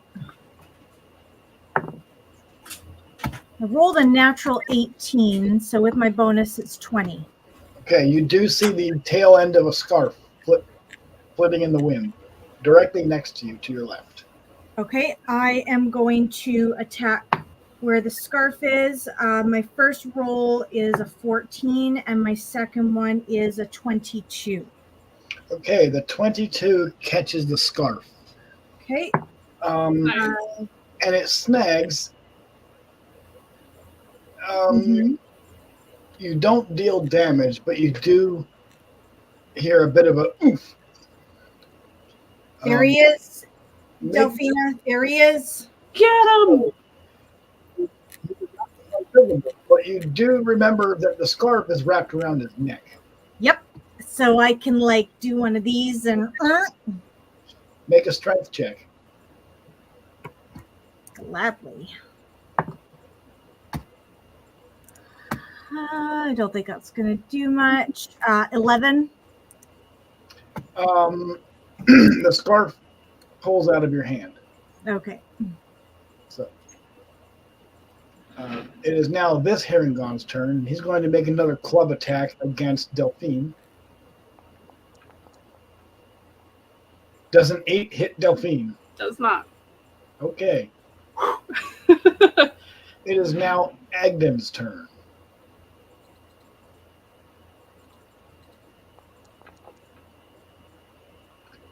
Does an 8 hit Ada? Nope. Okay. It's now Delphine's turn. Okay. Let's Make me a perception check, Delphine. Let's do it. Let me perceive so good. Please and thank you. Holy shit. I perceive so good. I can see everything. You see the tail end of a scarf Okay. within arm's reach. Can I try and grab it with my hand? Yes, you can. Make me a attack roll to see if you can grab it.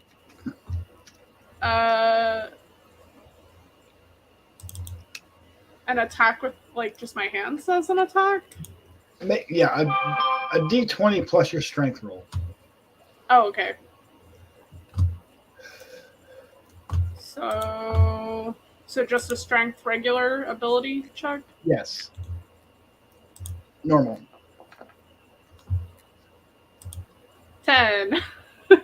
Okay. You don't pull it out. It doesn't pull out of your hand, but you don't. You I don't have a firm grip. You still got it. Oh, okay. Can I like use my mace to try and hit him? Well, you can't do anything this turn. That was your attack. Oh, that counts as the attack. That was your action, right? You have a move, a standard action, a move action, a standard action, and sometimes you have a bonus action depending on the situation. Per turn. And talking's a free action. Well, I got his scarf. I'm holding Excellent. You got him. Scarf. So.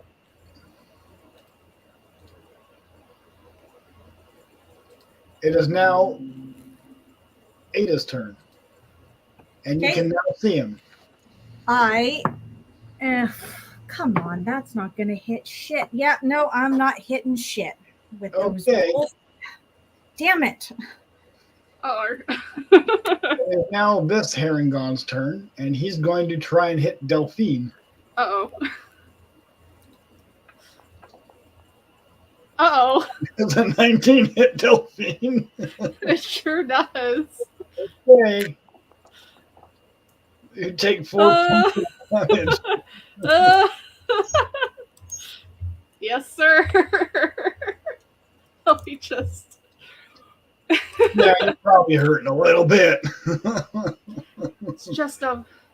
Okay. It's fine. It is now Agden's turn, and he's going to make an attack with a dagger. I'm going to growl at him. Does a 10 hit? Aiden? No. No? Well, that's a whip. It's the growl. The growl really startled him. Yeah.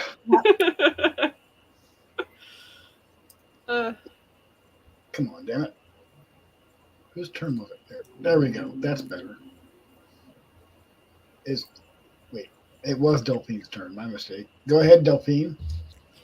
You can either attack with a weapon or make a strength check to try and yank on his scarf. I'm still holding on to it, right? You've still got a hold of it, yes. Okay. Using where I see the scarf connecting to, I'm gonna aim my mace towards the direction I think his head and neck would be. He is now visible. You can see him now. Oh, we can see him now. Sweet. Yeah. Okay. Yeah, you've got his scarf and rendered him visible. Let's punch him with the mace. Okay, Aida is between you and Agden. Oh, she's between us. I didn't know you were between. Well, you can move to him. Let me move around, I guess. Yep. And you can then make an attack from there. Okay. Oops. And that. Yes. Yes. 17 hit. Roll damage. Finally. Okay, so then I have to go back in here. Damage. Solid 2. All right. I got him. All right, you hit him. Yay! It is now Aida's turn. Doing real good. Yeah. That one missed. That one missed. God damn it. Okay, it's now this Herringon's turn. He's going to make a club attack against Aida because Delphine is no longer in range. A 6 probably doesn't hit. No, 6 does not hit. Okay, it is now Agden's turn, and he's real unhappy with Delphine, Uh-oh. and he's going to make a dagger attack I'm doing real bad. against Delphine. Oh, thank God. It probably doesn't hit. It does not hit. No, I didn't think so. It is now Delphine's turn. You can either make another attack or attempt to pull him off his. To pull him off what? You can make it either an attack roll or a grapple attack to pull him off his feet using a scarf, or you can just hit him with your mace. Mace. Yeah, let's try the mace. I think that's my best option here.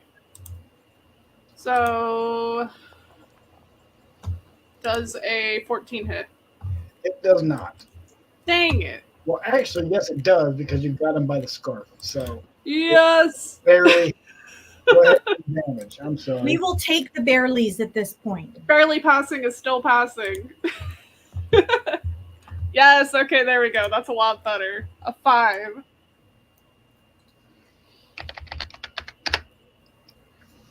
And see, he says, "Ow, ow, okay, stop it. I give up, all right? I give up."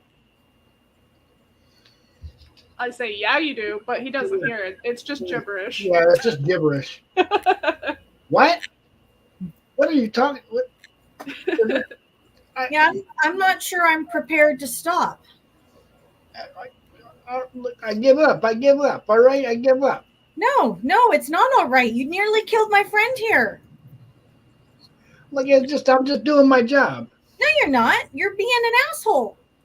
Well, yeah, it's my job to be an asshole. Yeah, no, yeah. See, not prepared to stop. Okay, what do you do? Swing. Okay, go ahead. Make your roll. Rolled an 18 on the dice this time, Oh my God. and that would be 6 points of damage. Okay. The ruthlessness. Ow. Stop. I give up. Yeah, what are you going to give us for stopping?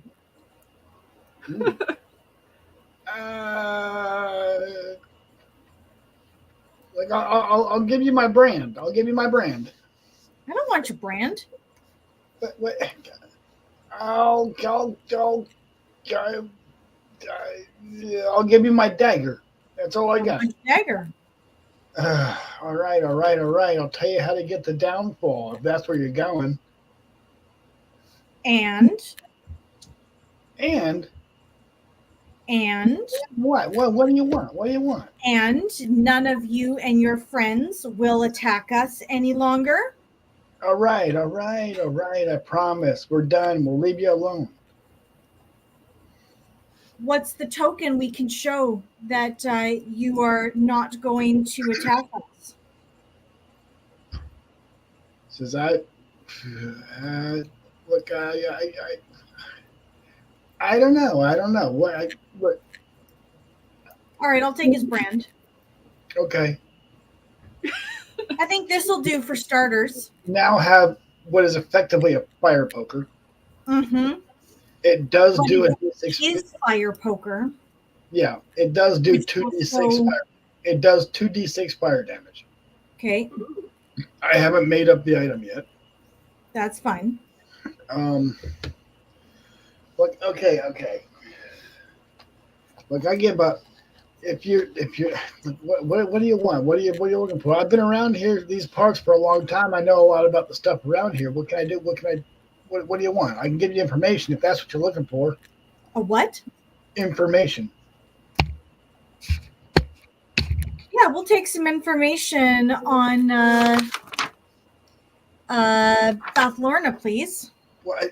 Okay, what do you want to know about her? She's allergic to seeing people run withershins. That's not something everybody knows. That is absolutely the kind of information I was looking for. Look, she made me do it. She took over here and she forced me to do it. Otherwise, she threatened to turn me into one of her lornlings. Those little frog people that kind of look like her. Well, I didn't want that, so now I Is have that to. who's currently ruling in Now, down? yes, that is Babylona. Okay. So now I have to steal from each victim for her. I have to give it all to her. It's. I'm only doing it because she's making me. Why does she want happy memories? I don't know. She uses them to make stuff. I'm not sure how it works. I'm not a hag. What stuff? I don't know. Magic items sometimes. Okay. What does she have on you to like make her? If I don't do what she wants, she turns me into a lornling. Which the lornling, if you've never seen them, they're tiny little frog people that look a lot like her, only they're small. They're about the size of a house cat. Mm. And they're ugly and they're warty and they look like frogs, and I don't want to be a frog. All right. So you and your friends are going to let us pass safely into Downfall. None of you are able to attack us. You've given us information on Bathlorna. You're going to stay out of our way now. Do you understand? Yeah, all right, no problem. We'll stay out of your way. We'll leave you alone. It's fine. You're also not going to report our whereabouts or that we're here to Bathlorna. Okay. Well, just let me go and we'll leave you alone. I mean it. You're not reporting to her. If I find out that you have, you are rabbit stew. Best D&D threat ever. Not rabbits too. Stew. All right. We won't say anything. Keeping know my what? eye on you. I don't think he'll say anything. He doesn't want to be rabbit stew either. He doesn't want to be a frog, but he doesn't want to be a stew. Yeah. Frog is potentially reversible. Stew is not. All right. Well, All right. We are going to settle onto a safe area off to the side of the path here so that poor Delphina can recover. Yeah, I'm dying a little bit. Yeah, a lot of it. Yeah, this guy, by the way, has. Oh, hang on. Let's end the comment here. When we're done with that. Has just kind of epped off because he's, he says something about Aida being a wimp, and he just kind of goes off into the swamp, away from the British tollway. Oops.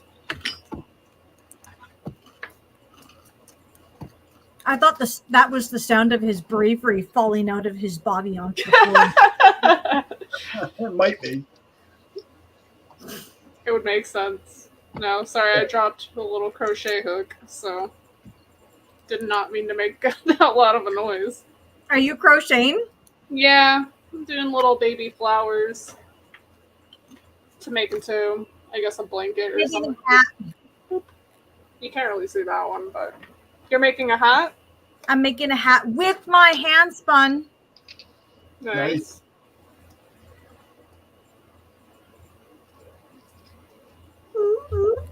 All right, so let's bed for the night, I think. Yep. I also agree. I agree 100%. All right, long rest. Yep, we're going to long rest here. Long rest. Long rest. Is this a good place to end for the day, do you think? I was just thinking that this is probably a really good spot to call it for the day. So when do we think we can try again and not come back and do this again? I am busy next weekend, but after that I should be fine. Okay, so let's see. I believe the 22nd I have a guild meeting, so I don't think I will be. I don't know yet if it's the 22nd or the 29th. I want to say it's the 22nd. I don't think I'll be able to meet until the 29th. I'm just seeing if the meeting minutes were emailed to us or not. Because if they were, then I can check that.